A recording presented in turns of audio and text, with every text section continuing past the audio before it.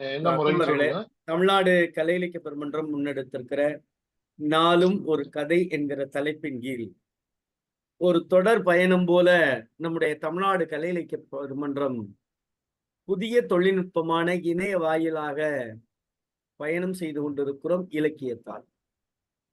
இந்த இலக்கிய பயணம் என்பது நூற்றாண்டு கண்ட ஆளுமைகளுடைய படைப்புகளை, குறிப்பாக அவருடைய சிறுகதைகளை மட்டும் கதை சொல்லிகள் வாயிலாக கேட்டும் பின்னூட்டத்தால் பகிர்ந்தும்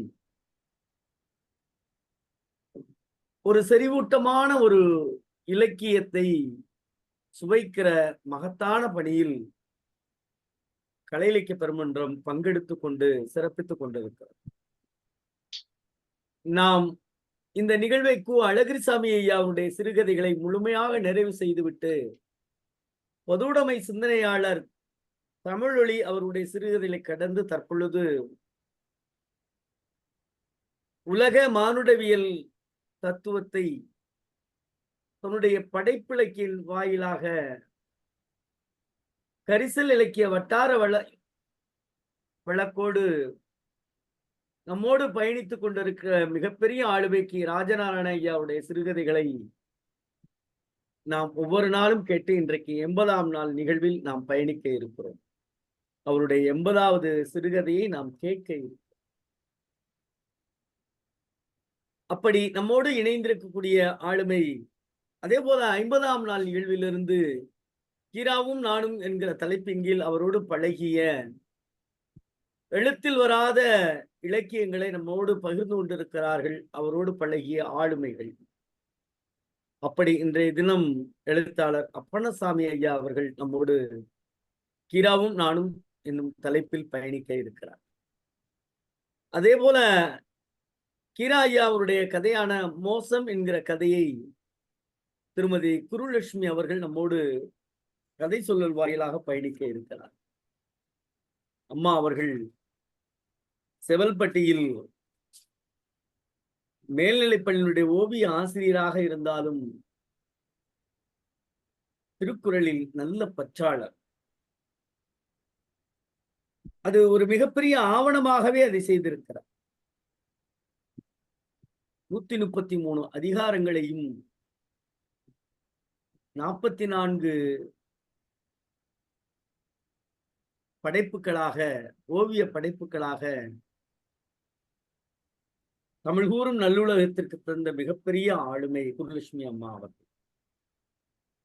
இதற்காக அவர் செய்த பணிக்காக விருதுநகர் கல்வி மாவட்டம் அவருடைய உழைப்பிற்காக, அவருடைய சேவைக்காக, அவருடைய பணிக்காக, மகத்தான பணிக்காக சான்றிதழ் வழங்கி பாராட்டி இருக்கிறது.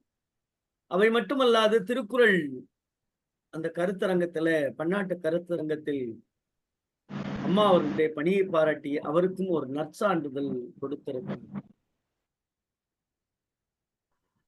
ஓவிய ஆசிரியராக இருந்தாலும் இலக்கியத்தின் மீது தீரா காதல் கொண்ட அம்மா அவர்கள் இன்றைக்கு கீரா ஐயா அவருடைய கதையை சொல்ல வருகை தந்திருக்கிறார்கள். அந்த 2 ஆளுமைகளையும் மரபு கருதி நம்முடைய தமிழ்நாடு கலை இலக்கிய பெருமன்றத்தினர் பொதுச் செயலாளர் போற்றுதலுக்குரிய மருத்துவர் ஐயா அறம் அவர்கள் வரவேற்புரை நல்வார்கள். வணக்கம் தோழர்கள் அனைவருக்கும் வணக்கம். முதல்ல நம்ம இந்த வணக்கம் நம்மளுடைய ஒருங்கிணைப்பாளர், நாளும் ஒரு கதை ஒருங்கிணைப்பாளர் தோழர் கருமுருகன் அவர்களுக்கு நமது தமிழ்நாடு கலை இலக்கிய பெருமன்றத்தின் சார்பாக மனம் நிறைந்த பிறந்தநாள் வாழ்த்துக்களை தெரிவித்துக் கொள்கின்றேன். அவருடைய பணி இதுபோல் தொடர்ந்து சீரும் சிறப்புமாக நம்மோடு நடைபெற வேண்டும். இன்றைக்கு ஒரு கிட்டத்தட்ட 81 கதைகள் தான் இருக்கிறது.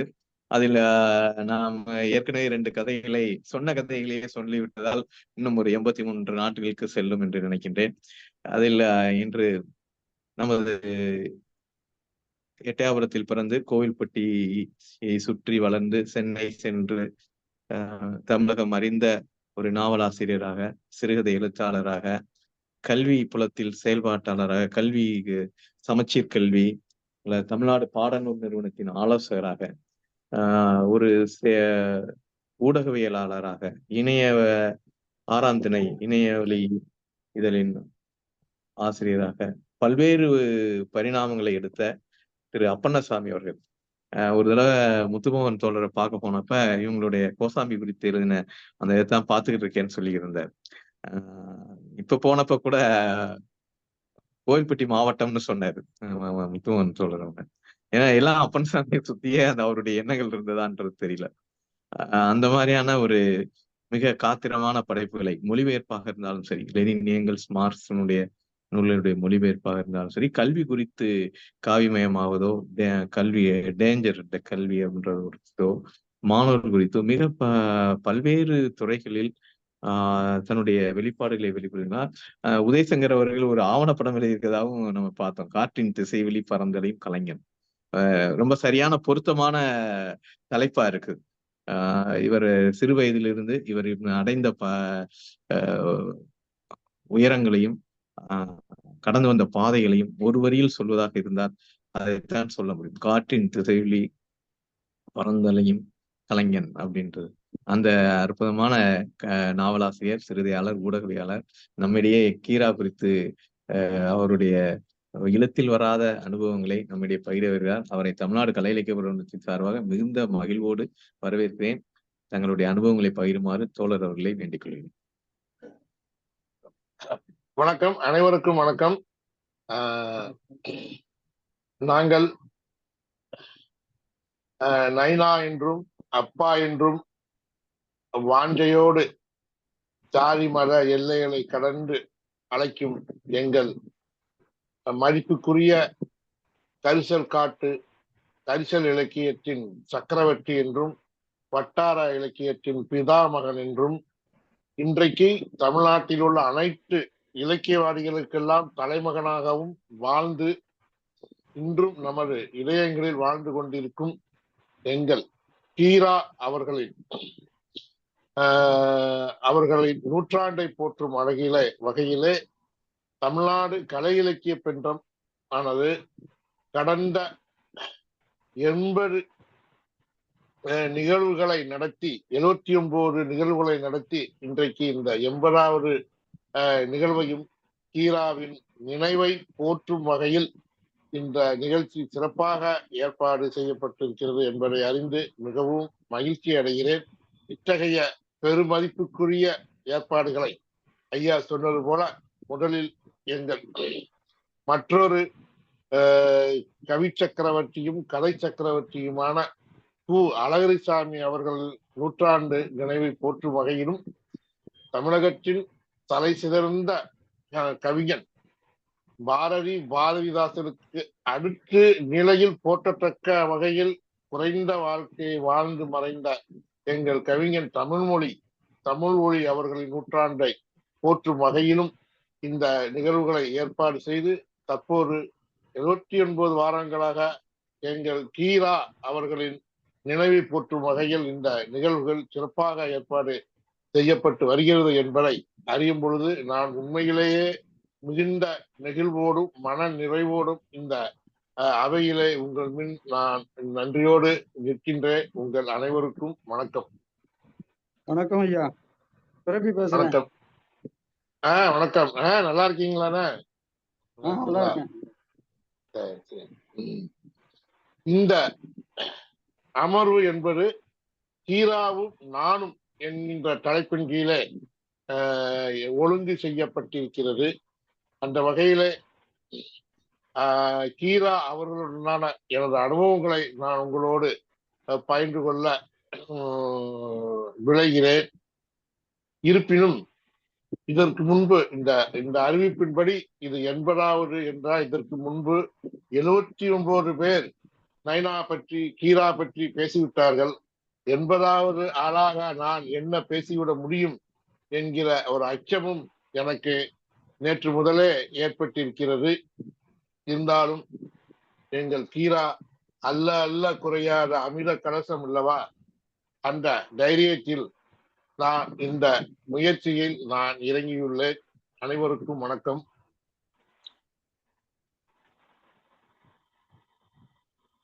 இங்கே கீரா தன்னை கதை சொல்லு என்றே அழைத்துக் கொள்வார். கதை அதாவது ஒரு இலக்கியம் என்பது கதை சொல்லுதான், கதை சொல்ல வேண்டும், ஒரு டேல் என்பதை, ஸ்டோரி என்பதை டேல் என்று ஆக்கியவர் கீரா அவர்கள். அதை ஒட்டித்தான் இன்றைக்கு தமிழகம் முழுவதும் கதை சொல்லிகள் உருவாகி இருக்கிறார்கள். அந்த வகையில இன்றைக்கு கீராவின் கதை மோசம் என்கிற கதையை கதை சொல்லியாக வந்து நிகழ்த்தவிருக்கிற அருமை ஆசிரியர் குருலட்சுமி அவர்களுக்கும் எனது பணிவான வணக்கத்தை தெரிவித்துக் கொள்கிறேன்.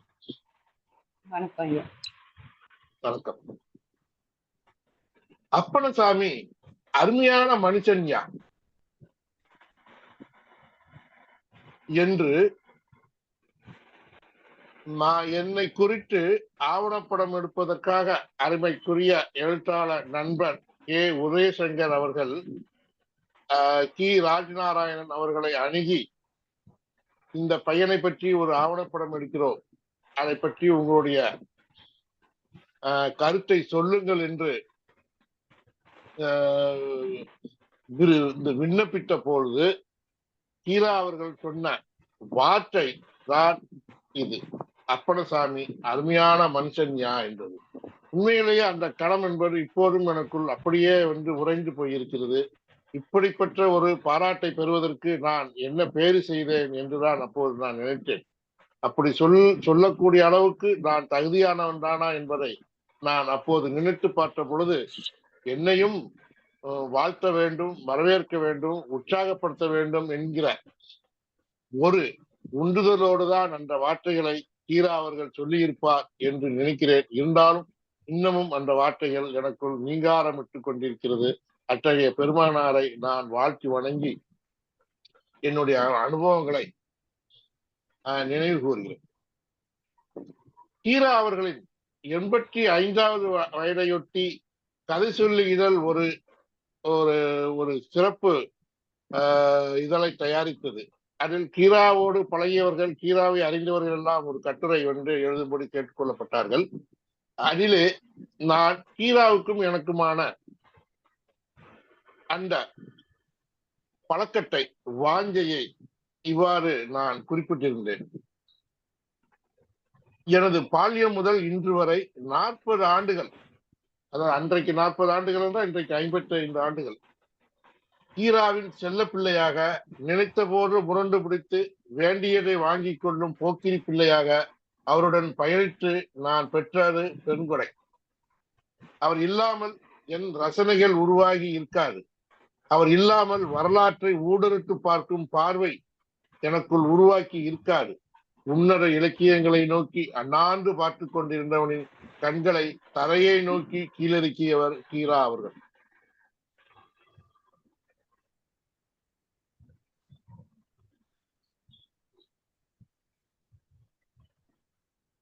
ஏற்கனவே சொன்னது போல் நாங்கள் எல்லாம் அவரை நைனா என்றும் அப்பா என்றும் அழைப்போம். ஒருமுறை அவரை பற்றி அவ்வாறு நைனா என்று அழைத்த போது அதை ஒரு மொழி சார்ந்த குறியீடாக விமர்சித்தார்கள். அதற்கு நான் பதில் எழுதிய போது, எங்கள் ஊரிலே எங்கள் பெரியவர்களை நைனா என்று அழைப்போம், அப்பா தாத்தா மாறி உள்ளவர்களை நைனா என்று அழைப்பதும், அவர்கள் எங்களை கொஞ்சம் பொழுது நைனா என்று அழைப்பதும் ஒரு வாஞ்சைக்குரிய சொல்லாகும். அத்தகைய முறையிலேயே எங்களுக்கெல்லாம் கீரா நைனா என்று குறிப்பிட்டேன். எனக்கு கீரா அவர்கள் அவரது 60வது பிறந்த நாள் கொண்டாட்டத்தை ஒட்டித்தான் அறிமுகமானார்கள். அப்போது சிறுவனாக இருந்த நான் அதற்கு முன்பாகவே அவரது கதவு, வேட்டி, கிடை, பிஞ்சுகள் போன்ற கதைகளால் மயங்கி கிடந்தேன். எனது மண்ணின் மனிதர்களை ரத்தமும் சதையுமாக கண்முன் நிறுத்தி இருந்தார் கீரா. நான் பார்க்கும் மனிதர்களை வார்த்தையாக, சொல்லாக, கதையாக நான் வாசித்த தருணங்கள் மிகவும் பிரமிப்புக்குரியவை.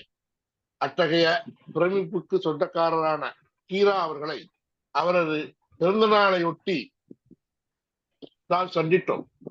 கோயில்பட்டி என்றாலே தெரியும், அது இலக்கியவாதிகளின் நகரமாக திகழ்ந்து கொண்டிருந்த காலகட்டம் அது. அதாவது என் சோட்டு பசங்கள் எல்லாம் கீராவின் வழியொட்டி சென்று கொண்டிருந்த காலம் அது.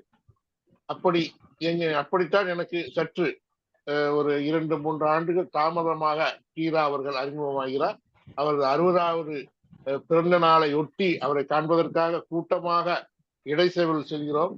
அந்த நாள் எனது வாழ்க்கையில் இனிய நாள். இதைத் தொடர்ந்து கீராவை நான் நண்பர்களோடும் தனியாகவும் அடிக்கடி வாரத்துக்கு 2 நாள் 3 நாள் நேரம் பிடித்த போதெல்லாம் சென்று கொண்டிருந்தேன். அப்போது எங்களுக்கு ஒரு கடை இருந்தது. அந்த கடையிலே நான் இருக்க வேண்டும் என்பது எங்களுடைய வீட்டில் இருக்கிறவருடைய விருப்பமாகவும் கட்டளையாகவும் இருந்தாலும் கூட அங்கிருந்து டிம்கி கொடுத்து விட்டு நண்பர்களோடும் தனியாகவும் கீரா அவர்களை சென்று சந்திப்பது வழக்கமாக இருந்தது.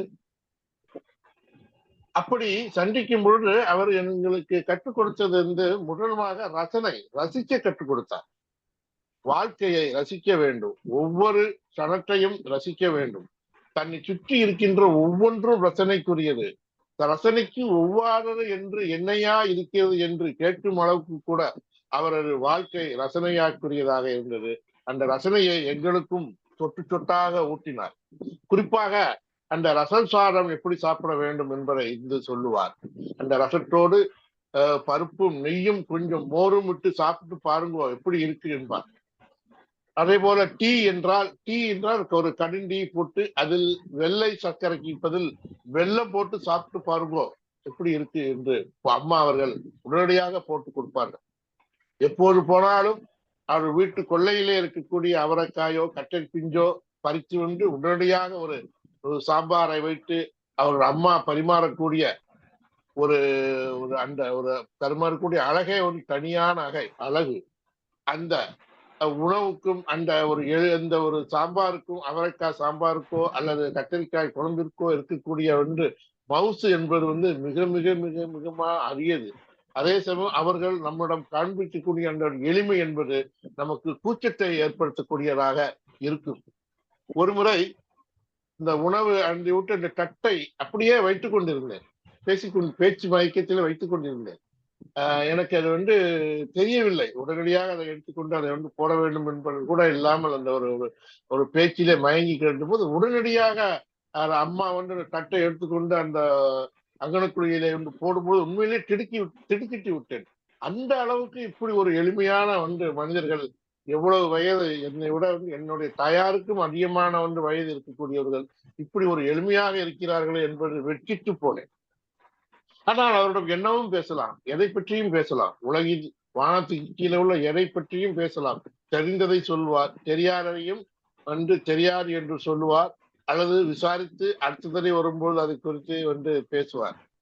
என்ன வேணாலும் பேசலாம். எப்படி பீடி குடிக்க வேண்டும் என்று சொல்லி கொடுத்திருக்கிறார். அந்த பீடியை எப்படி தேர்ந்தெடுக்க வேண்டும், அதை எப்படி கத்தரியால் கத்தரித்து புகைத்தால் எப்படி புகை வரும் என்பது உட்பட்ட வாழ்க்கையின் ஒவ்வொரு துளியையும் ரசிக்க கற்றுக் கொடுத்தவர் என்னை பொறுத்தவரை கீராதான். அவர் பார்த்த உடனேயே ஒரு தயக்கத்தை உடைத்து விடுவார். அவரோடு நெருங்குவதற்கு இதுதான் ஒரு மிகப்பெரிய ஈர்ப்பு சக்தி. இவ்வளவு பெரிய ஒரு இலக்கியவாதி, இவ்வளவு பெரிய அப்பவே 60 வயது என்றால் எனக்கு கிட்டத்தட்ட ஒரு 40 வயதுகளுக்கும் அதிகமான இடைவெளி என்பதே தெரியாத அளவுக்கு நம்மை நம்மோடு ஈர்த்து தன்னோடு இருக்க பிணைத்துக் கொள்ளக்கூடிய ஒரு அன்பும் பாசமும் வாஞ்சையும் எல்லோரிடமும் அவர் காட்டியிருக்கிறார். என்னோடு என்று மட்டுமல்ல, என் பசங்கள் என்று மட்டுமல்ல, என்னையோட மூத்தவர்கள், என்னையோட இளையவர்கள், நண்டு பிள்ளைகள் என்று சொல்வார்களே, குஞ்சூண்டு பிள்ளைகளுக்கு கூட அவரால் ஈர்க்க முடியக்கூடிய அளவுக்கு அவரது வசீகரம் இருக்கும். கீரா ஒரு சிறந்த பேச்சாளர், ஒரு கதை சொல்லி பேசினால் கேட்டுக்கிட்டே இருக்கலாம். அது மட்டுமல்ல, அவர் சிறந்த உரையாடல் நடத்துபவர். உரையாடலை அவர் விரும்புவார். அவரை விட சிறந்த ஒரு உரையாடலாளரை நாம் பார்க்க முடியாது. சமமாக நம்மையும் மதித்து நமது கருத்துக்களையும் கேட்டு அப்படியா சொல்றீங்க என்று கேட்டு அதை உள்வாங்கி அதை அதுல ஒரு சின்ன ஒரு சிரிப்பு இருக்கும். அப்படியே இந்த கண்ணால் அம்மாவை பார்ப்பார். அம்மா அங்க உட்கார்ந்து பார்த்து ரசித்துக் கொண்டிருப்பார்கள். இந்த பையனை பாரு, இப்படி கேள்வி கேட்கிறான் என்கிற மாதிரியாக இருக்கும். அதன் பிறகு நிதானித்து அதற்கான பதில்களை சொல்லுவார். இருந்தாலும் எனக்கு அப்போதெல்லாம் இவர்கள்லாம் எழுதுகிறார்கள், எங்கு பார்த்தாலும் எழுத்தாளர்களாக இருக்கிறார்கள். கோயில்பட்டியிலே ஒரு கல்லை தூக்கி வீசினால், உயிரை எறிந்தால் அந்த கல் விழுபவர் எழுத்தாளராகத்தான் இருப்பார்கள் என்று சொல்லக்கூடிய அளவுக்கு எழுத்தாளர்கள் வந்து மிகுந்த பெருத்து போயிருந்த, அதிகமாக இருந்த ஒரு ஒவ்வொருவருமே வந்து மிகச்சிறந்த எழுத்தாளர்கள் அந்த காலகட்டத்திலே. கிருஷி சார்வாளாகட்டும், தேவதச்சன், கௌரி சங்கர், இன்னும் எங்கள் மூத்த பூமணி, பா ஜெயப்பிரகாசம் என்று மிக மிக மிக வந்து உன்னதமான அந்த எழுத்தாளர்கள் எல்லாம் இருக்கும் பொழுது எனக்குள் ஒரு தயக்கம் இருந்து கொண்டே இருந்தது. நானெல்லாம் எப்படி என்கிற ஒரு தயக்கம் இருந்தது. ஆனா அது எப்படி அவருக்கு தெரியுமோ என்று தெரியாது. அந்த நன்னாளில் அவரே அதை வந்து உடைத்தார். என்ன ஏதோ எழுதுறீங்களா என்றார். நான் உண்மையிலேயே வந்து அதிர்ச்சி அடைந்து விட்டேன். எனக்கு பின்னால் யாரோ இருக்கிறார்களோ என்று திரும்பி பார்த்தேன். நான் மட்டும்தான் உட்கார்ந்து கொண்டிருந்தேன். ஓ, என்னத்தான் கேட்காக அப்படிங்கிறது அப்பதான் எனக்கு வந்து உரைத்தது. நானா நானா நைனா என்று கேட்கும்போது அவர் சொன்னார், எழுதுறது ஒன்றும் கம்ப சூத்திரம் இல்லையா, எழுத எழுத வரும். சித்திரமும் நாட்பழக்கம், செந்தமுனும் சித்திரமும் கைப்பழக்கம், செந்தமுனும் நாட்பழக்கம் சொல்லி வச்சிருக்காங்க இல்லையா, அது எதுக்கு சொல்லியிருக்கான்? நமக்குதான் சொல்லியிருக்கான். எதுவுமே வந்து முயற்சி பண்ணால் முடியக்கூடியது எதுவுமே இல்லை. எழுதுங்க, எழுதுங்கோ, எழுதுங்கோ, எழுதுங்கோ என்று சொன்னதுதான் என்னை ஒரு எழுத்தாளனாக்கியது என்று சொல்வது சிறிதும் மிகை கிடையாது. அதுதான் உண்மை, சாலவும் உண்மை. அதுதான். இப்படித்தான் நான் ஒரு எழுத்தாளனாக தொடங்கினேன். 80களின் தொடக்கத்திலே இந்த இப்படி ஒரு பரிமாணம் எனக்கு கிடைத்தது. பள்ளியிலே எனக்கெல்லாம் இந்த இலக்கிய பாடங்கள் மீது மிகப்பெரிய ஒரு ஆர்வம் இருந்ததில்லை என்பதுதான் உண்மை. அது ஒரு மனப்பாட பகுதி என்கிற அளவிலே தான் நான் அதை கருதி வந்தேன். அடிப்படையிலே நான் ஒரு அறிவியல் சார்ந்த மாணவன், ஒரு கணிதம் சார்ந்த ஒரு மாணவன். இவனெல்லாம் இப்படியாக இருப்பவர்கள் எல்லாம் எப்படி ஒரு சிறுகதையாளராக, ஒரு இலக்கியவாதி ஆக முடியும் என்கிற ஒரு ஒரு ஒரு வியப்பு உங்களுக்கு எழலாம். அந்த அந்த இதை நடத்தி காட்டியது கீரா அவர்களுக்கு முக்கிய பங்கு இருக்கிறது. ஏற்கனவே சொன்னபடி எங்களுக்கு கோயில்பட்டியில அந்த மெயின் ரோட்ல ஒரு சிறிய கடை இருந்தது. அது ஒரு ஜவுளி கடை. அந்த கிராம பகுதிக்கே உரிய ஒரு ரெடிமேட் சார்ந்து எளிய மக்கள் வாங்கி செல்லக்கூடிய ஒரு சிறிய ஒரு கடை. அதை என் தந்தை கவனித்து வந்தார், என் மூத்த சகோதரனும் கவனித்து வந்தார். நானும் அவர்களோடு இருக்க வேண்டும் என்பது விதி. அப்படிதான் நானும் இருந்து வந்தேன். அந்த சமயத்திலே பகல் நேரத்தில் 2 நாளுக்கு ஒரு தடவை கீரா அவர்களும் அம்மாவும் கோயில்பட்டிக்கு ஏதாவது ஒரு வேலையாக வருவார்கள். அவர்கள் வருவது என்பதே மிகப்பெரிய ஒரு உலா போல இருக்கும். அவருடைய அப்போதே அவருடைய அந்த 60 வயது என்றாலுமே கூட அவ்வளவு அற்புதமாக அவருடைய உடை உடுத்தி அந்த ஒரு வெள்ளை வேட்டு போட்டு அவர்கள் அந்த ஒரு நேர்த்தியாக இருவரும் நடந்து வரக்கூடியதே ஒரு மிகப்பெரிய ஒரு தரிசனம் என்று சொல்லக்கூடிய அளவிலே அவ்வளவு அற்புதமாக இருக்கும். இந்த இதுல கிட்டத்தட்ட ஒரு இறப்பதற்கு 2-3 ஆண்டுகளுக்கு முன்பு எடுக்கப்பட்ட படமாக இருக்கலாம். அதுவரையில் அந்த கம்பீரத்தை அவர் விடவே இல்லை. அம்மாவுக்கும் அந்த கம்பீரம் என்பது அப்படி இருந்து பொருத்தமாக இருக்கும். கரிசல் காட்டு வெயிலில் அங்கே நடந்து கொண்டிருப்பார்கள். இருந்து அந்த மெயின் ரோட்டுக்கு நடந்து பஸ் ஏறி பஸ் ஸ்டாண்டில் இறங்கி மீண்டும் அவர் நடந்து வருவார்கள். ஒரு கையிலே ஒரு குடையும் ஒரு அம்மா கையிலே ஒரு பையும் இருக்கும். நடந்து வரும்பொழுது அந்த எங்கள் கடையிலே சற்று இழப்பாருவார்கள். அப்பா என்ன வெயில் என்றபடி உட்கார்ந்து கொஞ்ச நேரம் நலம் விசாரிப்பார்கள், பேசிக் கொண்டிருப்பார்கள், என்ன வாசித்தீர்கள் என்பார்கள். சில நேரங்களிலே முன்பு ஸ்வீட் மனோரமா என்று ஒரு கடை இருக்கும். அங்கே சித்திரான வகைகள் மிகவும் பிரசித்தி பெற்றதாக இருக்கும். அந்த இனிப்பு, காரம், சிற்றான வகைகள் என்பது அங்கே மிகவும் பிரசித்தி பெற்றது. அதை பற்றி நைனா அவர்களே ஒரு எழுதி இருக்கிறார். எனக்கு இந்த குத்துச்சண்டை வீரர்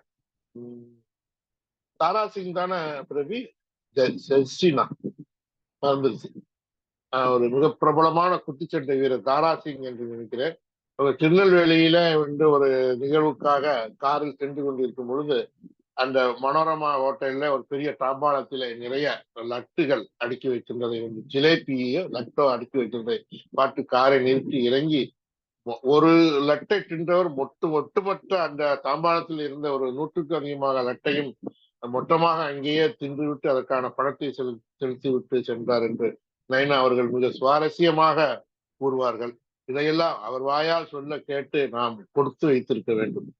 அப்படி ஒரு ஒரு ஒரு பிரசித்தி பெற்ற ஒரு ரொம்ப சுவையான அந்த இதுல இருந்து ஏதாவது ஒரு சித்திரானங்கள் மதிய உணவுக்காக வாங்கி வருவார்கள். சில நேரங்களிலே எண்ணெய் வாங்கி வர சொல்வார்கள். அப்படியாக அந்த அந்த அந்த எனக்கு அப்படி ஒரு ஒரு கொடுப்பினை இருந்தது. வாரத்துக்கு 2-3 நாட்கள் அப்படியே இருந்து விட்டு அப்படியே செல்வார்கள். அங்கு போய் அடுத்தபடியாக அந்த மாரிஸ் என்று சொல்லக்கூடிய மாரீஸ்வரன் எங்களுக்கெல்லாம் நைனா போன்றவர்களை அறிமுகப்படுத்தி வைத்தார். எங்களுடைய சக நண்பன் அவர்களுக்கு ஒரு தெற்கு பஜாரிலே ஒரு ஸ்டூடியோ இருந்தது. அவர்கள் பிரபலமான ஓவியர் கொண்டையராஜ் அவர்களின் பேரன். அவருடைய வழிவகையில் அவருடைய தந்தையார் அவர்கள் அவருடைய பிரதம சீடராக இருந்து காலண்டர் ஓவியங்களில் வரைவதிலே மிக புகழ் பெற்றவர். இன்றைக்கும் கற்ப கிரகத்தில் இருக்கிற கடவுளர்களை எல்லாம் சாதாரண ஏழை தொழிலாளிகள் வீடுகளுக்குள்ளும் கொண்டு வந்ததில் அந்த கொண்டைராஜ் அவர்களுக்கும் அவருடைய முக்கிய சீடர் சுப்பையா உள்ளிட்டவர்களுக்கும் முக்கியமான பங்கு உண்டு. அந்த வழித்தோன்றலில் வந்த மாரீஸ்வரன் அவருடைய அந்த ஸ்டுடியோவுக்கு செல்வார்கள். அவரோடு நான் செல்வேன். அல்லது தேவதச்சனுடைய கடைக்கு செல்வார்கள். அவரோடு நான் அப்படியே செல்வேன். அப்படியே அவர் செல்லும் வரை அவரோடையே கூடயே இருந்து அவர் பேச பேச கேட்பது. அப்போது ஒரு ஜமா ஒன்று கூடும். அங்கு யார் சேர்வார்கள், எப்படி சேர்வார்கள் என்று தெரியாது. தேவதச்சன், மாரிஸ், சமயங்கிற ஜோதி விநாயகம், கிருஷி ஷார்வால், தமிழ்ச்செல்வன், பால்வண்ணம், கௌரி சங்கர் என்று அந்த அவர்களில பேச கேட்டு கேட்டு கேட்டு கேட்டுத்தான் எனக்கு அந்த இலக்கியத்தின் மீதான அந்த கலை ரசனையின் மீதான ஒரு ஈர்ப்பு உருவானது என்பது சற்றும் மிகையல்ல. எங்களோடும் இருக்கக்கூடிய நண்பர்கள் சேர்ந்து கொள்வார்கள். உதயசங்கர், சாரகி, கோணங்கி, பல நேரங்களிலே தமிழ்ச்செல்வன் அவர்கள் என்று அந்த மிகப்பெரிய ஒரு ஜமாவில் தான் நாங்கள் வளர்ந்தோம். இப்படியாகத்தான் எங்கள் கிட்டத்தட்ட ஒரு 80களிலே ஒரு 5-6 ஆண்டுகள் முழுக்க முழுக்க அவங்க கீராவின் கைப்பிடித்து நடந்தவன் நான். அவருடைய அந்த அந்த வாசம் இருக்கிறதே, அது ஒரு இலக்கிய வாசம். கரிசல் காட்டு மண்ணுக்கு இருக்கக்கூடிய ஒரு வாசம் என்பது வெப்பமும் தகைப்பும் மட்டுமல்ல, அதிலே இலக்கியம் என்ற ஈரமும் சேர்ந்து அந்த மணக்கும். அந்த வெப்ப மண்ணிலே மழை விழுவும் போது ஏற்படக்கூடிய மனம் என்பது கரிசல் இலக்கிய மனம். அப்படியான அந்த இலக்கிய மனத்தை நாங்கள் எல்லாம் சுவாசித்தோம். அதற்கான ஒரு மழையாக, ஒரு தாரையாக எங்களுக்கெல்லாம் இருந்தவர் டி. ராஜநாராயணன் அவர்களும் அம்மா அவர்களும்.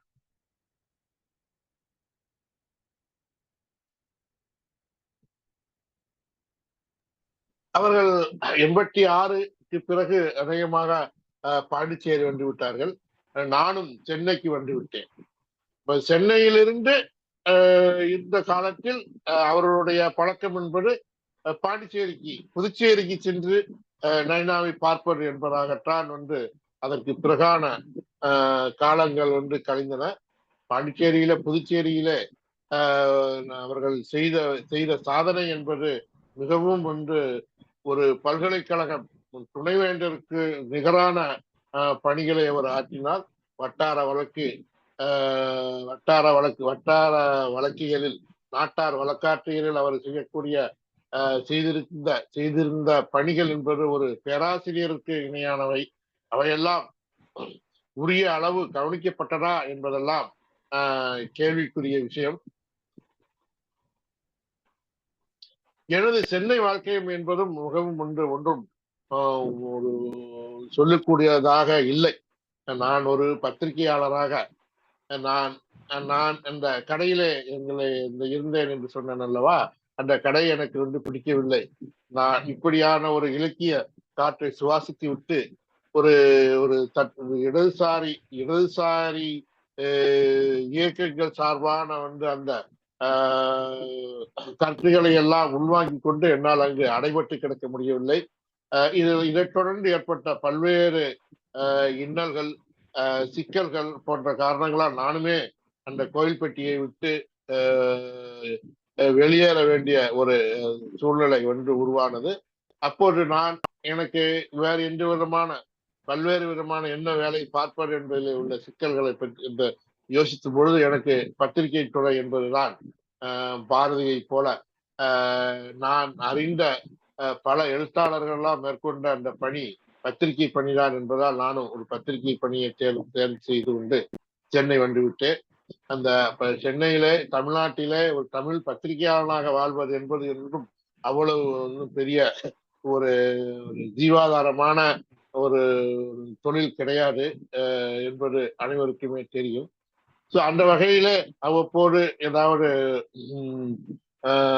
இடைவெளியிலே அடிக்கடி, இடைவெளி என்று சொல்லும்போது அடிக்கடி நான் பார்த்து வந்திருக்கிறேன். இதுல பல அனுபவங்கள் இருக்கின்றன. அதுல நான் சொல்லக்கூடிய நெகிழ்வாக சொல்லக்கூடியது என்பது அந்த 1990களின் இறுதியிலே தொலைக்காட்சியிலே ஒரு திட்டம் வந்தது. அது 16 வாரங்கள் அல்லது 23 வாரங்கள் தொடரை தயாரிக்கலாம். அதற்கு ஒரு பெரிய முக்கியமான எழுத்தாளருடைய நாவல்களையோ இதுகளையோ உரிமை பெற்றிருந்தால் அதற்கு முன்னுரிமை கொடுப்பார்கள். இப்படி ஏராளமான திரைப்பட தொலைக்காட்சி தொடர்கள் தயாரிக்கப்பட்டன. பட் எனக்கு அந்த மாதிரி அதை பயன்படுத்த வேண்டும் என்பது அது பாருங்க, அந்த கடைசி வரைக்கும் எனக்கு தோணவே இல்லை. எனக்கு மிகவும் அந்த பத்திரிகை வாழ்க்கையிலே அன்றாடங்களுக்காக அலைபட்டு கொண்டிருந்து அங்க சென்னை வாழ்க்கை என்பது ஒரு பக்கம் இலக்கியம் சார்ந்த இயக்கியம் சார்ந்த வாழ்க்கை, இடையே இது மாதிரியான வேலைகள் என்றுதான் கழிந்து கொண்டிருந்தது. அதனால் எனக்கு அது ஒரு நிலையான வருமானமாகவும் இருக்கவில்லை. பட் இந்த விஷயங்களை எப்படி பயன்படுத்த வேண்டும் என்பது கூட எனக்கு தெரியவில்லை. திடீரென்றுதான் யோசித்து ஒரு நாள் நான் பாண்டிச்சேரி புதுச்சேரி சென்று பேசிக் கொண்டிருந்தேன். அப்போதுதான் இந்த மாதிரி இதெல்லாம் பண்றாங்க, எனக்கும் ஒன்றும் தெரியாது. பட் இருந்ததுன்னா எனக்கும் அந்த இதுக்குள்ள போயிட்டா எனக்கு கொஞ்சம் ஏதாவது ஒரு தொடரா 2 தொடரா கிடைத்தால் எனக்கு அது உதவியாக இருக்கும். அதற்கு ஏதாவது உரிமம் எல்லாம் பெற வேண்டும் என்று சொல்கிறார்கள் என்றெல்லாம் நான் நயனாவிடமும் அம்மாவிடமும் பேசிக்கொண்டிருந்தேன். அப்போது கொஞ்சம் இருங்கோ என்று சொல்லிவிட்டு உள்ளே போய் ஒரு மிகப்பெரிய ஒரு நோட்டை எடுத்துட்டு வந்தாரு. அதுல காமிச்சார் பாருங்கன்னா, அவருடைய ஏற்கனவே முந்திக் கொண்டவர்கள் எல்லாம் அவருடைய சில நாவல்களையும் கதைகளையும் தொலைக்காட்சி தொடராக உருவாக்குவதற்காக அவரிடம் உரிமைப்பட்டு சென்றதற்கான அந்த ஒப்பந்தங்களும் கடிதங்களும் உரிய ஆவணங்களும் அங்கே இருந்தன. எல்லாமே வாங்கிட்டு போறாங்க. யாருமே இதை பற்றி எதுவுமே தயாரிக்கல. இது போகவும் இருக்கு. இதுவும் நிறைய இதெல்லாம் காலாவதி ஆகி போயிடுச்சு. நீங்க இதுல எதை நீங்க பயன்படுத்துறீங்களோ அதை நீங்க பயன்படுத்திக்கோங்க என்று, இதுக்கு நீங்க எனக்கு ஒரு பைசா கொடுக்க வேண்டாம் என்று சொன்னார்கள். உண்மையிலேயே எனக்கு இப்போது ஏதோ காற்றில் மிதப்பது போல இருந்தது. அதிலே நான் பிஞ்சுகள் என்ற அவருடைய அந்த நாவலை மிகப்பெரிய ஒரு இசைக்கு முக்கியத்துவமும் குழந்தைமையை அடிப்படையாக கொண்ட அந்த இதை நான் எடுத்துக்கொள்கிறேன் என்று கூறினேன். செய்கோ என்று சொன்னார். ஆனா எனது துரதிருஷ்டவசம் என்றால் அதற்கு சில மாதங்களிலேயே அப்படியான தொலைக்காட்சி நிலையமே அந்த ஸ்பான்சர் செய்து நிதி வழங்கக்கூடிய அந்த திட்டத்தையே நிறுத்தி விட்டார்கள். இல்லை என்றால் அது எனக்கு மிகப்பெரிய ஒரு திருப்பு முனையாக இருக்கும். எப்போதுமே அதை நான் நினைத்துக் கொள்வது உண்டு. நான் ஒரு பத்திரிகையாளராக இருந்தாலுமே கூட நான் ஓரளவுக்கு எனது கோட்பாடுகளில் இருந்து விலகாமல் அதற்கு ஏற்ற பணிகளையே மேற்கொண்டு வந்திருக்கிறேன். அதற்குரிய பலன்களும் உண்டு, எதிர்பலன்களும் உண்டு. அதையும் அனுபவித்திருக்கிறேன். இப்படி நான் பெருமையாக சொல்லக்கூடிய 2 விஷயங்கள் என்பது என்னவென்றால், அப்போது ஆனந்த விகடன் குழுமத்திலிருந்து ஒரு புதிய இதழ் வந்து கொண்டிருந்தது, ஒரு வார இதழ். அதிலே நான் பணியாற்றி கொண்டிருந்தேன். அந்த சமயத்தில ஒரு ஒரு தடவை நான் நயனாவை பார்ப்பதற்காக சென்று கொண்டிருந்த பொழுது, அப்போது அவருடைய பல்வேறு நாட்டார் வழக்க வயது கதைகள், அந்த பாலியல் கதைகள், கரிசல் காட்டு கடிதாசி போன்றவை வெளிவந்திருந்தன. அது முன்னதாகவே அவருடைய சிறுகதை தொகுப்புகளும் குறுநாவல்களும் கோபல்ல கிராமமும் வெளிவந்து மிகப்பெரிய அளவுக்கு அன்றைக்கு மிகப்பெரிய இந்த ஒரு இலக்கிய ஆளுமையாக வியாபித்திருந்தார். அவர் அப்போது அதற்கு சாகித்ய அகாடமி கொடுத்திருந்தார்களா என்பது எனக்கு நினைவில்லை. அந்த சமயத்திலே பேசிக் கொண்டிருக்கும் போது நான் இந்த கோபல்ல கிராமத்தோட 2வது பகுதியை எழுதிக்கிட்டு இருக்கிறேன் அப்படின்னு சொன்னாங்க. அப்போ அது சம்பந்தமாக நிறைய தகவல்களையும் கதைகளையும் முழுவதும் பேசிக் கொண்டிருந்தோம். அப்போது சொன்னார்கள், இந்த விகடன்ல போடுவானா அப்படின்னு கேட்டாங்க. எனக்கு உங்க இது என்ன இருக்குன்னா போடுறது, அதுல என்ன அவங்க எல்லாம் தவிச்சுக்கிட்டு இருப்பாங்க, நீங்க கொடுப்பீங்களா என்ன அப்படின்னு. எனக்கு என்னமா அப்படி தோணல. எனக்கு அவங்க சரி வருமா என்ன அப்படின்னு தோணல அப்படின்னு சொன்னாங்க. இல்ல, அது என்ன எப்படி இருக்கும், ஏற்கனவே நீங்க கரிசல் காட்டு கடிதாசி என்பது ஜூனியர் விகடனிலே மிகப்பெரிய அளவுக்கு வெற்றி அடைந்திருக்கிறது. அது இன்றைக்கு ஒரு மிகப்பெரிய ஒரு ஒரு கரிசல் இலக்கியம் என்பது மிகப்பெரிய ஒரு இடத்துக்கு போயிருக்கக்கூடிய ஒரு தமிழ்நாடு முழுவதுமே இன்றைக்கு வாசகர்களை கொண்டிருக்கக்கூடிய ஒரு இதை உருவாக்கி இருக்கீங்க நீங்க அப்படின்னு சொல்லிக்கிட்டு இருந்தேன். இல்ல, நீங்க கேட்டு பாருங்களேன் அப்படின்னு சொன்னாங்க.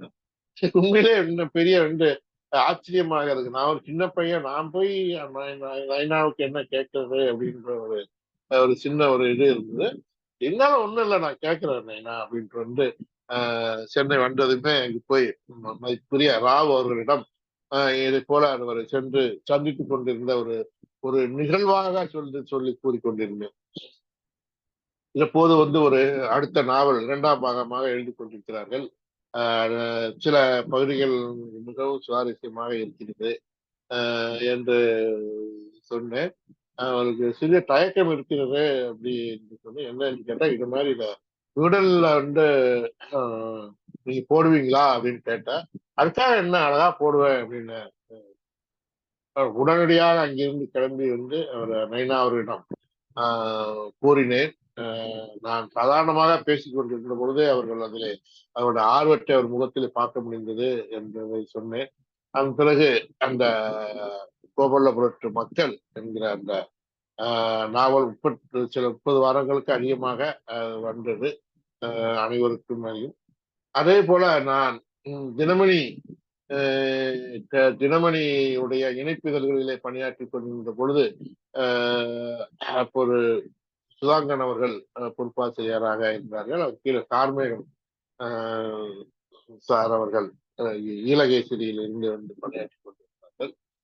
அந்த சமயத்திலும் இப்படித்தான் நான்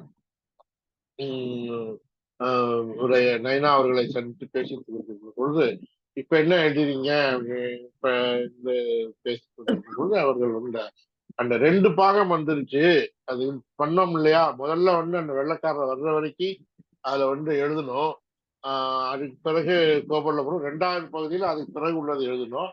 இப்போ அந்த விடுதலை போராட்ட காலத்தை பற்றி நம்மளுடைய அந்த கரிசல் மண்ணி என்ன மாதிரியான பங்கெடுப்பை எடுத்தது என்பதை பற்றி ஒரு நாவல் எழுதுற.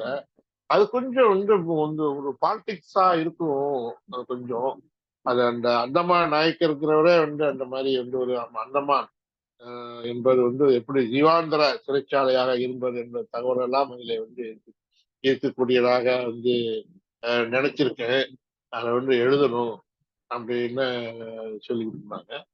அப்ப சொன்னேன் நானு, இது மாதிரி பண்ணலாம். நம்ம ஏற்கனவே தினமணி கதிர் என்பது இது போல பல்வேறு மிகப்பெரிய பார்த்தசாரதி, விஜயகாந்தன் என்று பல்வேறு இலக்கிய ஆளுமையுடைய நாவல்களை இந்த தொடர்களாக வெளியிட்டு கதிர்ல வந்துச்சுன்னா இது ரொம்ப நல்லா இருக்கும் அப்படின்னா நான் கேட்கிறேன் அப்படின்னு சொன்னேன். அப்புறம் கேட்டு பாருங்க அப்படின்னாரு. அப்புறம் அதுவும் அதை போல அவர் ஒரு மிகவும் மகிழ்வாக அவர்கள் அதை ஏற்றுக்கொண்டார்கள். அந்த அன்னமான் நாயக்கர் என்பது அந்த தினமணி கதிரிலே தொடராக வந்தது அப்படிங்கிறது என்னுடைய எனக்கு ஒரு மிக மகிழ்ச்சி அளிக்கக்கூடிய பெருமைக்குரிய விஷயமாக இருக்கிறது. இப்படி ஏராளமான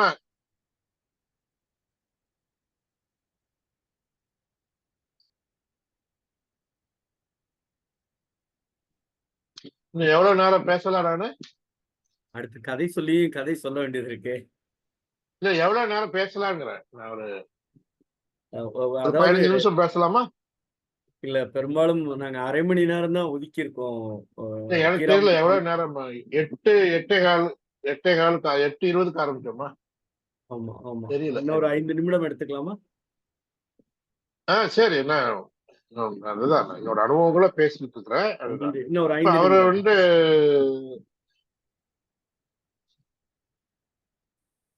அதே போல அவருடைய என்னுடைய பத்திரிகையாளர் வாழ்க்கையிலே அவரை அவ்வப்போது சந்திக்கும் போது நான் எனது அனுபவங்களை எல்லாம் அவரோட பகிர்ந்து கொண்டு அது சரியா பிழையா என்பதை எல்லாம் உரசி கொள்வது வழக்கம்.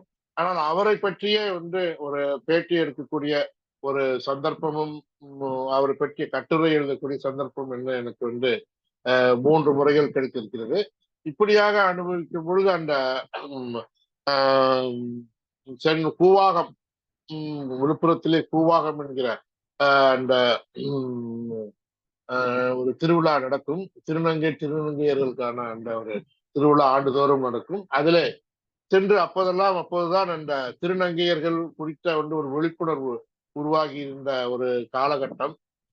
அங்கே சென்று நான் அங்கே சந்தித்த அந்த திருநங்கைகள், திருநங்கையர்கள் அவர்களோடு பேசியது, பழகியது, இதை பற்றியெல்லாம் பேசிக் கொண்டிருந்த பொழுது ஒரு ஒரு அனுபவம் என்பது எனக்கு மிகவும் ஒரு சற்று வியப்பாகவும் குழப்பமாகவும் இருந்தது. ஒரு திருநங்கை என்பவர் தன் வெளியிலேயே தெரியாமல் ஒரு ஆணாகவே வாழ்ந்து இருக்கிறார். இந்த கூவாகம் சமயத்தில் மட்டுமே தன்னை ஒரு பெண்ணாக உருவகப்படுத்தி அந்த இதிலே கலந்து கொள்வார். அவர் ஜமாட் என்று சொல்வார்கள். அந்த ஜமாட்டில் இருக்கிறார். அவருக்கு ஒரு கணவர் இருக்கிறார். அந்த வாழ்க்கை என்பது ரகசியமாக வாழ்ந்து கொண்டிருக்கிறார். இது வழக்கமாக நமக்கு இருக்கக்கூடிய ஒரு தெரிந்த ஒரு தகவல் தான். ஆனால் அந்த திருநங்கை என்பவர் சாதாரணமான வாழ்க்கையிலே ஒரு திருமணம் முடிந்து அவருக்கு குழந்தைகளும் இருக்கிறது என்று சொல்லி நான் எப்படி நான் இது ரொம்ப ஆச்சரியமா இருக்கேன். அப்படி ஏன்னா நைனாதான் இந்த பாரியான விழிப்புணர்வுகள்லாம் ஏற்படுவதற்கு முன்பே 60களின் கடைசியிலேயே கோவலி என்கிற அந்த ஒரு கதையிலே அந்த திருநங்கையர்களுடைய அந்த நுட்பமான உணர்வுகளை வெளிப்படுத்தக்கூடிய ஒரு பிதாமகர் என்பது நமக்கு தெரியும். அது பேசிக் கொண்டிருக்கும் போதே அவர் மிகவும் உன்னிப்பாக கேட்டுக்கொண்டிருந்தார். அம்மாவும் இருந்தார்கள். இது எப்படி நான் எனக்கு தெரியலையே எனக்கு அப்படின்னு பேசிக்கிட்டு இருக்கும்போது, அப்ப நீங்க அதை அவுத்து பார்த்தீங்களா அப்படின்னு கேட்டாங்க. ஆமா இல்ல, பார்த்திருக்கணும்ல, ஒரு பத்திரிகையாளனாக அதை பார்த்திருக்கணும் என்று சொன்ன அந்த அளவுக்கு அதை நுட்பமாக பார்க்கக்கூடிய இதுல ரசவாதம் எல்லாம் ஒன்றுமே கிடையாது. ஒரு பத்திரிகையாளனாக, ஒரு ஆய்வாளனாக இதையெல்லாம் ஒரு கடமை என்கிறதை உணர்த்தக்கூடிய வகையிலேயே தான் நான் புரிந்து எனக்கு ஒரு பெரிய அனுபவமாக அது இருந்தது. அவர் இறப்புக்கு ஒரு 2 ஆண்டுகளுக்கு முன்பு பாட்டு பேசிக் கொண்டு மிகவும் மெலிந்து போய் இருந்தார்கள். போதெல்லாம் வந்து அந்த அவருக்கான அந்த இது இல்லாமல் சாதாரணமாக அப்படி அந்த கிடப்பது என்று சொல்வார்களே, அப்படி ஈசி சேர்ல வந்து இருப்பார்கள். தாடி வளர்ந்திருக்கும், அப்படி வந்து இருப்பார்கள் சாதாரணமாக. மனசுக்கு கொஞ்சம் கஷ்டமாகத்தான் இருக்கும் அதை பார்க்கும் பொழுது. அப்போ எனக்கு எப்படி எனக்கு கிடைக்கிறது அப்படின்றது இதுவா இருந்தது. அப்போ என்ன இனிமே அப்போ கொஞ்சம் அம்மாவும் கூட வந்து நலிவுற்று இருந்த காலகட்டம் அது வந்து இருந்தார்கள் அவர்கள். ஆஹ் அப்போ வந்து கேட்ட இனிமே எப்படி நைனா அப்படின்னு நான் கொஞ்சம் இதுவாக கேட்டேன் வந்து அப்படித்தான் அப்படின்னாங்க. இப்ப அதுலயே அந்த வந்து ஒரு முழுமையை அந்த இதை ஏற்றுக்கொள்ளக்கூடிய பக்குவம் வந்து அவ்வளவு வந்து ஒரு கனிந்து போய் வந்து அது இருந்து அவர் நினைத்திருந்தால் இன்னும் கொஞ்சம் அந்த வந்து வேற விதமாக வந்து பேசி இருக்க முடியும். அந்த இதையே அந்த அவருடைய அந்த ஒரு கடைசி அந்த காலங்களையே இன்னும் கூட வந்து அவர் ரசனைக்கு ஏற்ப இது பண்ணிக்கணும். ஆனா அதை ஏற்றுக்கொண்டு அவர் வந்து அப்படியே வந்து அந்த ஒரு முழுமையை வந்து அனுபவித்தார்கள் என்றுதான் சொல்லுவேன். அந்த காலகட்டத்தை அது பேசியதும் அந்த பார்வையும் என்பது இன்னமும் எனக்கு வந்து அப்படியே வந்து நன்றாக வந்து நினைவு இருக்கிறது. அந்த அந்த நாட்களை வந்து எப்படி அனுபவிக்க வேண்டும் என்பது இருக்கிறது அல்லவா, நம்மளுடைய அந்த அந்திம காலத்தை வந்து அனுபவிப்பது என்று சொல்வார்களே, அப்படி வந்து அவர் அனுபவித்துதான் வந்து இந்த உலகை விட்டு இருந்து நீத்தார் என்று நான் நிச்சயமாக வந்து நினைக்கிறேன். கடைசியாக அவரோடு பேச்சிகள் எடுத்திருக்கிறேன், கட்டுரைகள் எடுத்திருக்கிறேன். அவருடைய உண்மையிலேயே வந்து அந்த அவருடைய இறப்பு செய்தி எனக்கு தெரிந்த பொழுது நான் அந்த ஒரு கிட்டத்தட்ட ஒரு நள்ளிரவுக்கு மேலே உடனடியாக அதை வந்து அரசு தரப்பில் உள்ளவர்களுக்கு வந்து குறுஞ்செய்தி இது வாட்ஸ்அப் மூலமாக வந்து தெரிவித்தேன். உடனடியாக அவர்களும் அதை வந்து பார்த்து அந்த இலக்கிய மகானுக்கு உரிய உரிய அளவிலே நாம் மரியாதை செய்ய வேண்டும் என்பதை உணர்ந்து புதுச்சேரி அரசும் தமிழ்நாடு அரசும் செய்தது. அதை தமிழ்நாடு அரசின் கவனத்திற்கு கொண்டு சென்றது என்கிற அளவில் எனக்கு மிகப்பெரிய வந்து ஒரு சிறு வந்து ஒரு இது உண்டு மனதுக்குள்ளே ஒரு சின்ன அந்த ஒரு மகிழ்ச்சி இருக்கிறது என்றுதான் நான் சொல்ல வேண்டும். ஆனால் அவர் ஒருவேளை புதுச்சேரியிலே அடக்கம் செய்திருந்தால் என்னால் கலந்து கொண்டிருக்க முடியும். அந்த கொரோனா கொடுங்காலத்திலே என்னால் அவருடைய இந்த இறுதி சடங்கிலே கலந்து கொள்ள முடியவில்லை என்கிற அந்த ஏக்கம் இன்னமும் வந்து இருக்கிறது. அதே போல அவர் சாகித்ய விருது பெற்றாலும் கூட வந்து அவர் வந்து ஒரு நோபல் பரிசுக்கு தகுதியானவர். மார்க்யூஸ் என்று சொல்கிறோம், மார்க்வஸ் என்று சொல்கிறோம், போர்கே என்று சொல்கிறோம். இன்னும் வந்து லத்தீன் அமெரிக்காவை சேர்ந்த பல்வேறு இலக்கிய ஆளுமைகள் நோபல் பெற்றிருக்கிறார்கள். அவருடைய எழுத்துக்களை எல்லாம் வாசிச்சிருக்கிறோம். கீழே தேசத்திலே வந்து ஜப்பானை சேர்ந்த போன்ற எழுத்தாளர்கள் வந்து அந்த ஒரு நாட்டார் வழக்காட்சிகளை பின்பற்றி எழுதக்கூடியவர்கள் எல்லாம் நோபல் பரிசு பெற்றிருக்கிறார்கள் என்று தெரியும். ஆனால் அதற்கு சற்றும் அவருடைய கீரா அவர்களுடைய எழுத்து என்பது சற்றும் ஒன்று குறைந்தது அல்ல. குறைந்தபட்சம் அவருக்கு ஞானபீட விருது அளித்திருக்க வேண்டும். அது செய்யாதது மிகப்பெரிய இந்திய அரசு செய்த, ஒன்றிய அரசு செய்த மிகப்பெரிய பிழை என்பேன். அதற்கு காரணம் இங்கிருந்தவர்கள் தான் அதற்கு காரணம் என்பதையும் இந்த நேரத்திலே நான் சுட்டிக்காட்ட விரும்புகிறேன். எனக்கு கொடுக்கட்டாலும் பரவாயில்ல, அவருக்கு கிடைக்கக்கூடாது என்கிற அளவிலே தான் ஒவ்வொரு ஆண்டும் நயனா அவர்களுக்கு ஞானபீடம் கிடைப்பதை வந்து தட்டி கழித்தார்கள், அதற்கு எதிராக செயல்பட்டார்கள் என்பதையும் இங்கு நான் மிகுந்த வருத்தத்தோடு தெரிவித்துக் கொள்கிறேன். இருந்தாலும் கூட நயனா அவர்களுடைய கீரா அவர்களுடைய எழுத்து என்பது அந்த வட்டார வழக்கு என்கிற ஒரு இலக்கிய வகைமைக்கெல்லாம் அவர் ஒரு பிதாமகனாக இருக்கிறார். இன்று தமிழ்நாடு முழுவதுமே எழுத்து என்பது நான் மக்களுடைய நிலம் சார்ந்த, மக்களுடைய பண்பாடு சார்ந்த, மக்களுடைய வந்து அவருடைய வாழ்க்கையை வந்து அப்படியே வெளிப்படுத்தக்கூடிய எழுத்து என்பதை வந்து அவர் உருவாக்கி இருக்கிறார். இந்த வட்டார வழக்கு என்பதுதான் இன்றைக்கு மிகப்பெரிய அளவில் விரிந்து பறந்து ஆலமரமாக வந்து கிளைவிட்டு இருக்கிறது. இந்திய அளவிலே வந்து சொல்லக்கூடிய வந்து ஒரு வகை எழுத்து, அதை மீறி இனி யாரும் எழுத முடியாது என்கிற அளவுக்கே வந்து ஒரு பெரிய ஒரு பாதையை உலகுக்கெல்லாம் காட்டிவிட்டு சென்றிருக்கிறார். அவருடைய ஏற்கனவே சொன்னது போல அந்த எனக்கு எப்போதுமே நினைத்தாலுமே கூட அவருடைய அந்த கூறினார் அல்லவா, அந்த ஆவணப்படத்திலே எடுத்த உடனே கூறினார் அல்லவா, அப்பளசாமி அருமையான மனுஷன் யார் என்கிற அந்த குரல் எனக்கு இன்னமும் வந்து மனதுக்குள் உறைந்து கொண்டிருக்கிறது. எனது கடைசி மூச்சு இருக்கும் வரை எனது அந்த குரல் எனக்குள் ஒழித்துக் கொண்டே இருக்கும். அதோடு அவருடைய இலக்கியங்களும் அவருடைய கேரக்டர்ஸ், அவருடைய கதாநாயகர்களும் கதாநாயகிகளும் அவருடைய நாவல்களில் வரக்கூடிய பட்சிகளும் பறவைகளும் மரங்களும் விலங்குகளும் இன்னும் இன்னும் எத்தனையோ சொலவடைகளும் வட்டார வழக்கு கதைகளும் எனக்குள்ளே வாழ்ந்து கொண்டே இருக்கும் என்பதை கூறி இந்த அரிய வாய்ப்பு அளித்தமைக்கு நன்றி கூறுகிறேன். நன்றி, வணக்கம். நன்றி தோழமையே. அடுத்ததாக கதை சொல்லி குருலட்சுமி அம்மா அவர்கள் தன்னுடைய கீராயாவுடைய கதையை தொடரும்.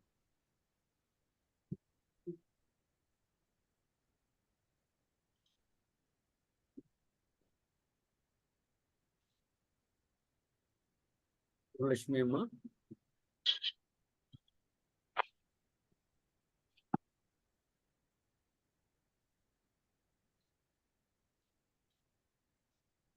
இணைப்புல இல்லையே குருலட்சுமி அம்மா.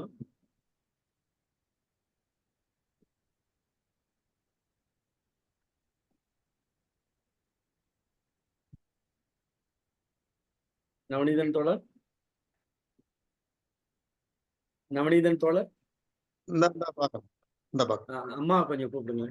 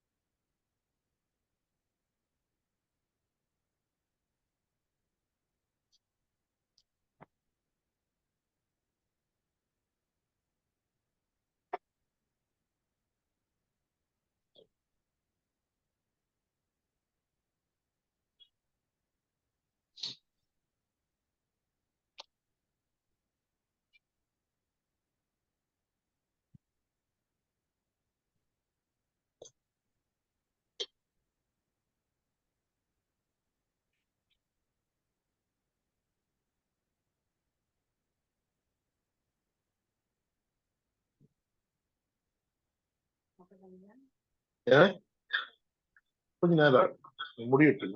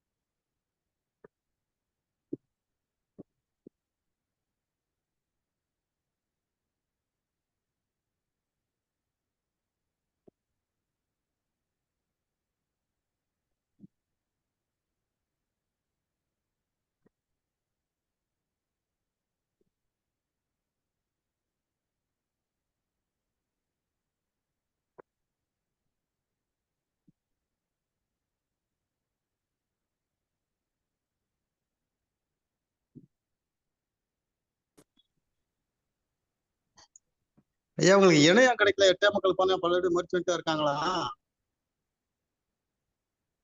சரி சரி, வாய்ப்பு இருந்தா இந்த கதையை வேற யாரா கூட சொல்ல சொல்லுங்க. அது வரைக்கும் அந்த அம்மா வர யாராச்சும் அப்படியா? கதையை தெரிஞ்ச சின்ன கதை தான், ஒண்ணு அருமையான கதை, சின்ன கதை தான், ஒரு 1.5 பக்கம் தான். ஆமா, சரி சரி சரி வேற சரி, யாரும் நல்லா நல்லா நல்லா நல்லா ஏற்பாடு பண்ணிடலாம். ஆமா. ஒரே ஒரு நிமிடம்.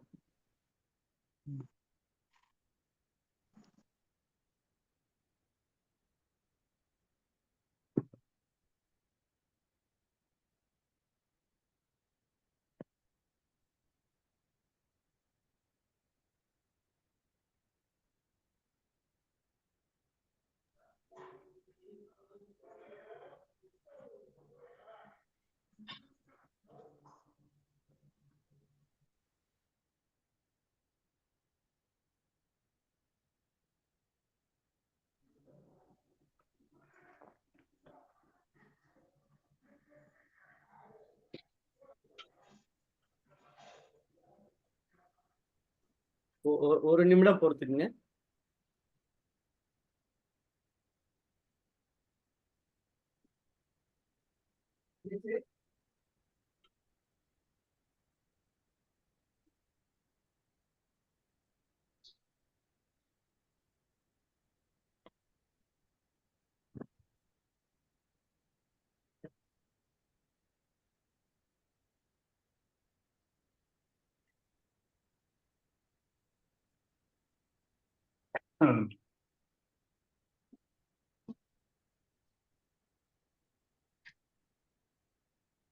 ஐயா ஐயா ஹலோ, யார் சொல்லுங்க? கதை நானே போயிடலாமா? போருங்க போருங்க. நன்றி. நமக்கு ஒரு வாய்ப்பு கிடைச்சிருக்கல, சந்தோஷமா ஏத்துக்க வேண்டியது. நானும் இருக்கேன் தோழர், என்னையும் என் மனசுல வச்சுக்கீங்கன்னு சொல்ற எனக்கு கேக்குது. அருமையான கதை, ஆனா சின்ன கதை, அருமையான கதை பட்டு. நன்றி. மோசம். அந்த குழந்தையின் தொடர்ந்த அழுகை குரல் கேட்டுக்கொண்டே இருந்தது. எதை பொறுத்து கொண்டாலும் இந்த குழந்தைகளின் அழுகையை மட்டும் பொறுத்து கொள்ள முடிவதில்லை. அடுக்குமாடி கட்டிட தொகுப்பின் எதிர் வரிசையில் உள்ள மாடியிலிருந்து இந்த அழுகை குரல் இரவு பகல் என்று வந்து மனசை படாத பாடு படித்துக் கொண்டே இருந்தது. வெடி ஓசையெல்லாம் தாங்கிக் கொண்ட காதுதான் என்றாலும் முடியவில்லை. அந்த அழுகை எதையோ வேண்டுகிறது, கெஞ்சுகிறது, போராடுகிறது. இழந்துவிட்ட, இனி பெற முடியாது, எல்லாமே போச்சு என்று கதரும் அழுகை போல தெரியுது. எனக்கு நிம்மதியா சாப்பிட முடியல, படிக்க முடியல, எழுத முடியல. டிவி ஒளியை கூட்டி வைத்து பார்த்தேன். அப்பவும் அந்த குழந்தை ஏங்கி ஏங்கி கதரும் கூவல் தான் கேட்டது. ஏன், என்னவா, கொஞ்சம் விசாரிச்சு சொல்றது என்று இவளை கேட்டுக்கொண்டேன். எல்லாம் உலகத்துல இல்லாதது ஒண்ணும் இல்ல. ஐயா அவங்க வர்றாங்களே, வாய்ப்பு கொடுத்துருவோமா?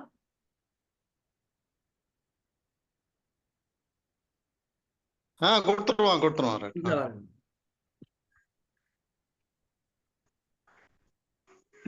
அம்மா குருலட்சுமி அம்மா, குருலட்சுமி அம்மா. ஐயா ஐயா இருக்கிறேன் ஐயா. ஐயா எனக்கு கதையை சொல்லுங்க. கிடைக்க பெறல. பரவாயில்ல, கதையை சொல்லுங்க. ஆரம்பிங்க.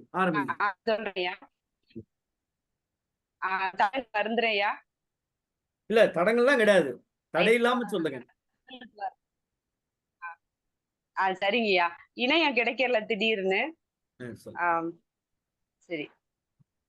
அதாவது கதையோட பேரு தான் மோசமே தவிர கீரையோட கீரா ஐயாவுடைய கருத்து மோசம் இல்லம்மா. கதையோட தலைப்பு தான் ஐயா மோசம்னு வச்சிருக்காங்க. இணைப்பு தான் மோசமே தவிர உங்களுடைய கதை சொல்றது மோசம் இல்ல. சொல்லுங்க. ஆமாங்க சார். அதுல எனக்கு இன்னைக்கு உங்க கூட உங்க மத்தியில உரையாட கொடுத்திருக்கிற தலைப்பு என்னன்னா மோசம். எப்பயுமே ஐயா வந்து அவங்களோட எழுத்து பாணியிலேயே வந்து அவங்களோட முதல் எழுத்த தொடங்கி இருக்கிறாங்க. ஒரு குழந்தையினுடைய அழுகுரலை வச்சு அந்த கதையை வந்து தொடங்கி இருக்கிறாங்க. அதுல என்னன்னா, அந்த ஒரு குழந்தைக்கும் அவங்க அம்மாவுக்கு இருக்கிற பாச போராட்டத்தையும், அந்த அவங்க வந்து வெளிநாட்டுல இருக்கும்போது அந்த மனைவி படுற கஷ்டத்தையும், அடுத்து வந்து அதனால பக்கத்து வீட்டுக்காரங்க பக்கத்து வீட்டுக்காரங்க நினைக்கிறாங்க, அந்த பக்கத்து வீட்டுக்காரங்களுடைய அந்த ஐயா வந்து இந்த கதையை இருக்காங்க. அந்த அழுகை குரல், அந்த குழந்தை வந்து வந்துகிட்டே இருக்கு. என்ன காரணம் தெரியல.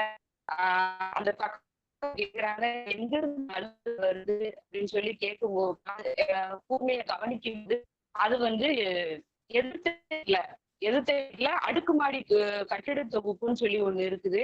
அதுல வந்து எதிர் வீட்டுல இருந்துதான் அந்த அழுகை குரல் வந்துகிட்டே இருக்குது. அந்த மாடியில இருந்து அந்த அழுகு குரல் வந்துகிட்டே இருக்குது. எதுக்காக இந்த குரல் வந்து இரவும் பகலும் வந்து தொடர்ந்து அழுதுகிட்டே இருக்கிறாங்க? ஏன் அந்த சின்ன குழந்தை வந்து அழுதுகிட்டே இருக்குது?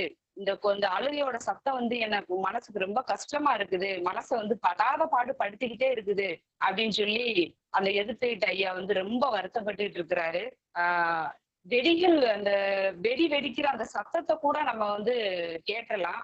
ஆனா வந்து இந்த குழந்தை அழுகிற சத்தத்தை வந்து என்னால காதுல கேட்கவே முடியல, ரொம்ப கஷ்டமா இருக்குது அப்படின்னு சொல்லி அவங்க ஒய்ஃப் கிட்ட வந்து சொல்லிக்கிட்டே இருக்கிறார். அந்த குழந்தையோட அழுகை வந்து எனக்கு எப்படி இருக்குதுன்னு கேட்டா, எதையோ அந்த குழந்தை வந்து வேண்டுது, எதையோ கெஞ்சுது, இல்ல எதோ ஒண்ணு வந்து எதிர்பார்த்துக்கிட்டு இருக்கு. நமக்கு வந்து எதுவுமே கிடைக்காது, இனிமே கிடைக்கவே கூடாது, கிடைக்கவே முடியாது அப்படிங்கிற மாதிரி இதை வந்து வந்து சொல்லிக்கிட்டே இருக்கு அப்படிங்கிற மாதிரி அந்த ஐயா வந்து யோசிக்கிறாரு. யோசிச்சு அவர் என்னமோ பண்ணி பாக்குறாரு, சமாதானம் பண்ணிக்க பாக்குறாரு. இல்ல அந்த குழந்தையோட அழுகுரல் வந்து தொடர்ந்து அவர் காதுல கேட்டுக்கிட்டே இருக்குது. அவரால் நிம்மதியா சாப்பிட முடியல, நிம்மதியா தூங்க முடியல, ரொம்ப கஷ்டப்படுறாரு. டிவி சத்தத்தை எல்லாம் கூட வச்சு அதிகமா வந்து கூட்டி வச்சு பாக்குறாரு. கூட அந்த குழந்தையோட அழுகுரல் வந்து தொடர்ந்து கேட்டுக்கிட்டே இருக்குது. அப்ப உடனே அவங்க கூப்பிட்டு கேட்பாங்க, என்ன ஆச்சு, எதுக்கு இந்த அழுகுரல், என்னன்னு நீ தெரிஞ்சு என்கிட்ட சொல்ல அப்படின்னு சொல்லி சொல்ல.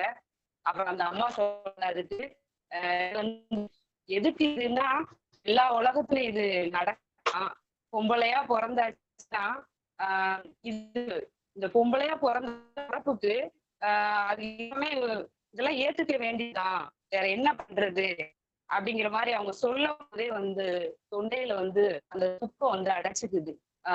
அதாவது தொடர்ந்து அழுதுகிட்டே இருக்கும்போது அவங்க தொண்டையில வந்து நம்ம சொல்லுவோம் இல்லையா, கரகரன்னு ஒரு மாதிரி இருக்கிற மாதிரி சத்தம் அப்படின்னு சொல்லுவோம் இல்லையா, அது மாதிரி ஒரு அந்த தொண்டை வந்து அவங்க அடைச்சுக்குது. அதை வந்து என்ன சொல்றாங்க அப்படின்னா, ஐயா வந்து அந்த குழந்தை வந்து எதுக்காக அழுகுது அதை வந்து சொல்லவே இல்லை. இனிமேல் அதை வந்து நம்மளுக்கு எதிர்பார்ப்புக்கு மத்தியிலே வந்து ஐயா வச்சிருக்கிறாங்க. இன்னும் அது அந்த குழந்தை எதுக்கு அழுகுது நம்ம படிக்கும் போதே இந்த குழந்தை ஏன் அழுகுது, எதுக்காக அழுகுது, அடுத்து என்னவா இருக்கும் அப்படின்னு சொல்லி நம்மள அடுத்த கட்டத்துக்கு நகர்த்தி போய்கிட்டே இருக்குது அந்த கதை வந்து. அதை படிக்கும் போது அப்படிதான் நினைக்கிறோம் நம்ம, எதுக்காக அந்த குழந்தை அழுகுது, எதுக்காக அந்த அம்மா துக்கம் அப்படி இது பண்ற மாதிரி ஏன் சொல்றாங்க அப்படிங்கிற மாதிரி அடுத்தடுத்த கட்டத்துக்கு போய்கிட்டே இருக்கு. அந்த இந்த குழந்தையோட அழுகையால இந்த அம்மாவும் நிறைய பாதிக்கப்பட்டிருப்பாங்களோ அப்படின்னு சொல்லி அந்த ஐயாவும் நினைக்கிறாங்க. அப்புறம் வந்து கேக்குறாங்க, அவங்க நம்ம ஐயா வந்து அடுத்த ஒரு ஷாட்டுக்கு நம்மள கொண்டுட்டு போறாங்க, அடுத்த நகர்வுக்கு கொண்டு போறாங்க. ஒரு மகசூலுக்கும் இடைவெளி இருக்கணும். இந்த இடத்துல நம்ம மகசூல்னா என்ன நினைச்சுக்கணும் அப்படின்னா, ஒரு காடு, அதாவது ஒரு புன்சை நிலம், ஏதோ ஒரு நஞ்சை நிலம், அதுல வந்து நம்ம விதைக்கிறதுக்கு முன்னாடி விதைச்சதுக்கு அப்புறம் அறுவடைக்கு அப்புறம் வந்து என்ன செய்வோம்னா, அதை கொஞ்ச நாள் வந்து சும்மா அப்படி போட்டுட்டு அதுக்கப்புறம் வந்து அதை நிலத்தை வந்து பண்படுத்தி மறு மகசூலுக்கு வந்து அதை இது பண்ணுவோம்.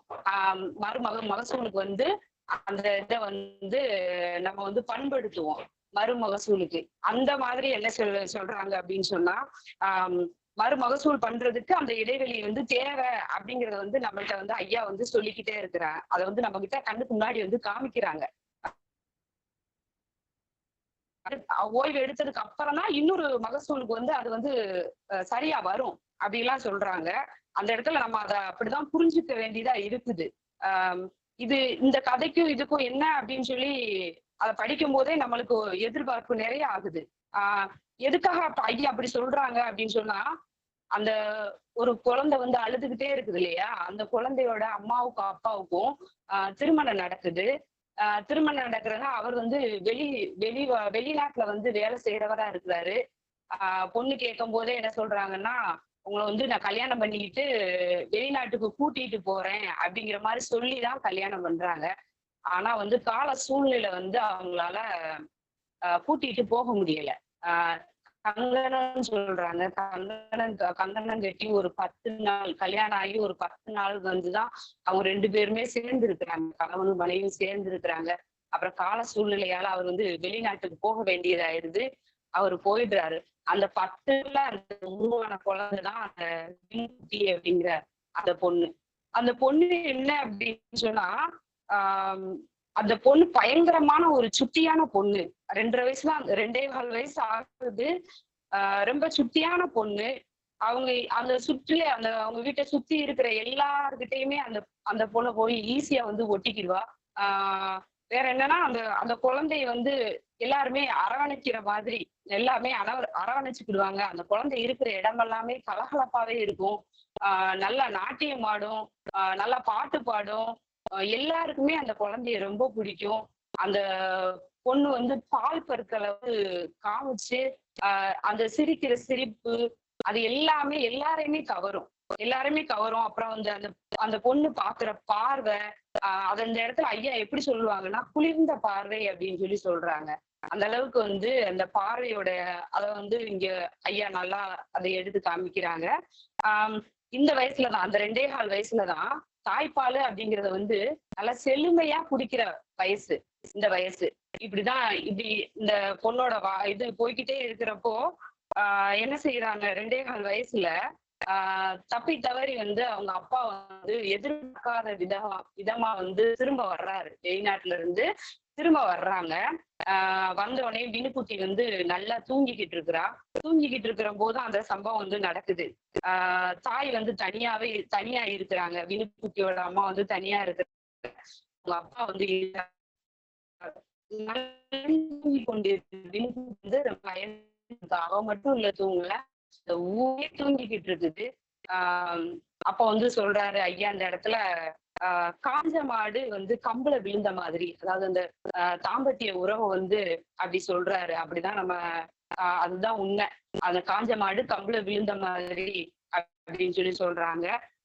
இதனால என்ன ஆகுறாங்கன்னா, திரும்ப வந்து அவங்க அம்மா வந்து கர்ப்பமாயிடுறாங்க. வினுக்குட்டிக்கு தங்கச்சி பாப்பாவோ இல்ல தம்பி பாப்பா வயிற்றுல வளர அதனால என்ன அப்படின்னா, குழந்தை வந்து சவலை பாஞ்சிரும், குழந்தை வந்து உடம்பு வந்து மெலிஞ்சு போயிடும்.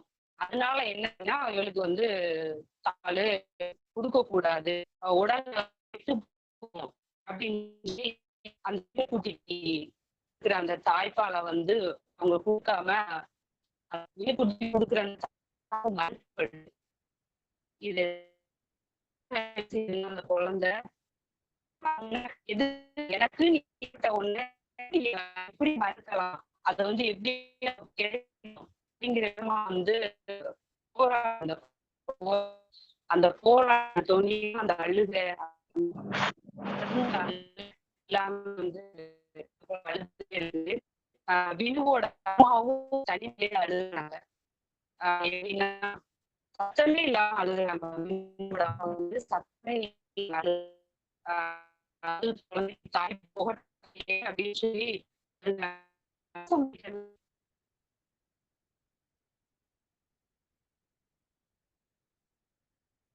நன்றி தோழமையே. அவங்க வெளியில போயிட்டாங்க, கதை முடிஞ்சிருச்சு, நிறைவு பண்ணிருச்சு.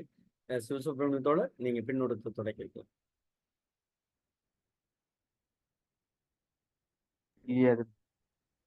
மேனாள் பொதுச்செயலாளர் இல்லையோ, வந்திருந்தாரு? இல்ல இல்ல இல்ல இல்ல இல்ல இருக்காங்க.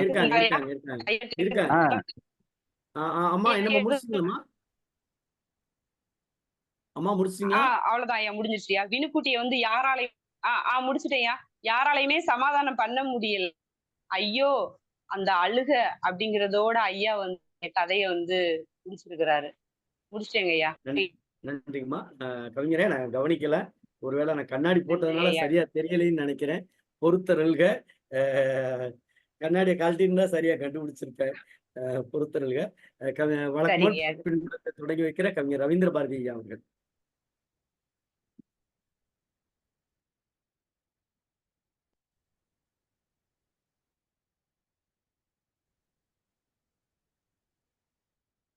இல்ல, கேட்கல சத்தம் கேட்கல. அப்பா, இதுக்கு நடக்காத. நான் வீடியோ ஆன் பண்ண போறேன். நீங்க பேசுறது உங்களுக்கு கேக்குது, ஆனா எங்களுக்கு கேட்கல. இப்ப இப்ப கேக்குது. இப்ப கேக்குதா? இப்ப டிஎஸ்என் தோழர் உள்பட சொல்லிட்டாங்க, கேக்குது. கேக்குது. நீங்க அந்த ப்ளூடூத் போடாமலே பேசலாம். இப்ப கேக்குதா? இல்ல, இந்த கேக்குது. கவிஞர் வந்து ப்ளூடூத் மட்டும்தான் போடுவாங்க, வேற எதுவும் போட மாட்டாங்க. ஐயா இப்ப கேக்குதுங்களா? கேக்குது இப்ப கேக்குதா? நான் பேசுறது கேக்குதா? கேக்குது கேக்குது கேக்குது கேக்குது கேக்கலையா? கேக்குது கேக்குது சத்தியமா கேக்குது. கேக்குது. சாமி சத்தியமா கேக்குது. கேக்குதா கேக்கலையா? கேக்குது.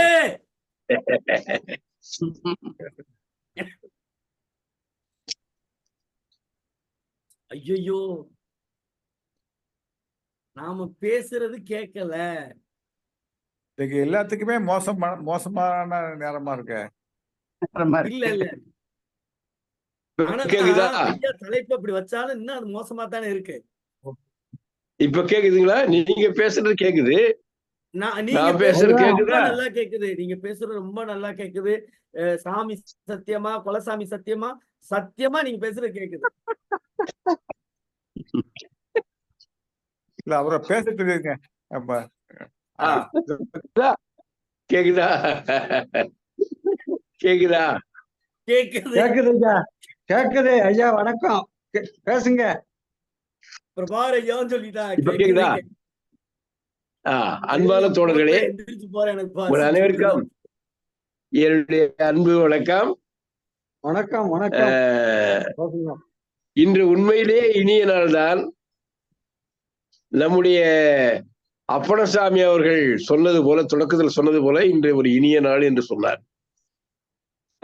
ஒரு 40 ஆண்டுகளுக்கு முன்ன என்னுடைய அருமை நண்பர் ஆரியர் தோழர் தனுஷ்கோடி ராமசாமி அவர்களோடு பேசிட்டு கொண்டிருக்கும் போது, யோ அப்பணசாமி உமக்கு தெரியுமான்னாரு. கேள்விப்பட்டிருக்கிறேன், அவரை பார்க்கணுமே, உங்களை அறிமுகப்படுத்தி வைக்கிறேன்னாரு. அதுக்கப்புறம் அந்த வாய்ப்பு கிடைக்கல. தனுஷ்கோடியும் இல்லை, இப்ப நம்ம இடத்துல இல்லை. ஆனா இன்றைக்கு அப்பணசாமி நமக்கு கிடைச்சிட்டார், காணொலி வாயிலாக கிடைத்து விட்டார். மிக அருமையாக அவருடைய தன்னுடைய அனுபவங்களை மிக சிறப்பாக எடுத்து கூறினார். நம் நெஞ்சிலே அந்த அனுபவங்கள் உண்மையிலேயே பதிவாகி இருக்கின்றன. வாழ்க்கையை எப்படி அணுவாக ரசிக்க வேண்டும் என்பதை ஹீரா அவர்கள் தன்னுடைய ரசனை உணர்வோடு எடுத்து கூறியதை பகிர்ந்து கொண்டார். உண்மையிலே வாழ்க்கையை அவர் மிகவும் அனுபவித்து ரசித்தவர் ஐயா ஹீரா அவர்கள். ஒவ்வொரு நொடியும் அந்த இளமை பருவம் மட்டுமல்ல, முதுமை பருவத்தையும் அணுவாக ரசித்திருக்கிறார்.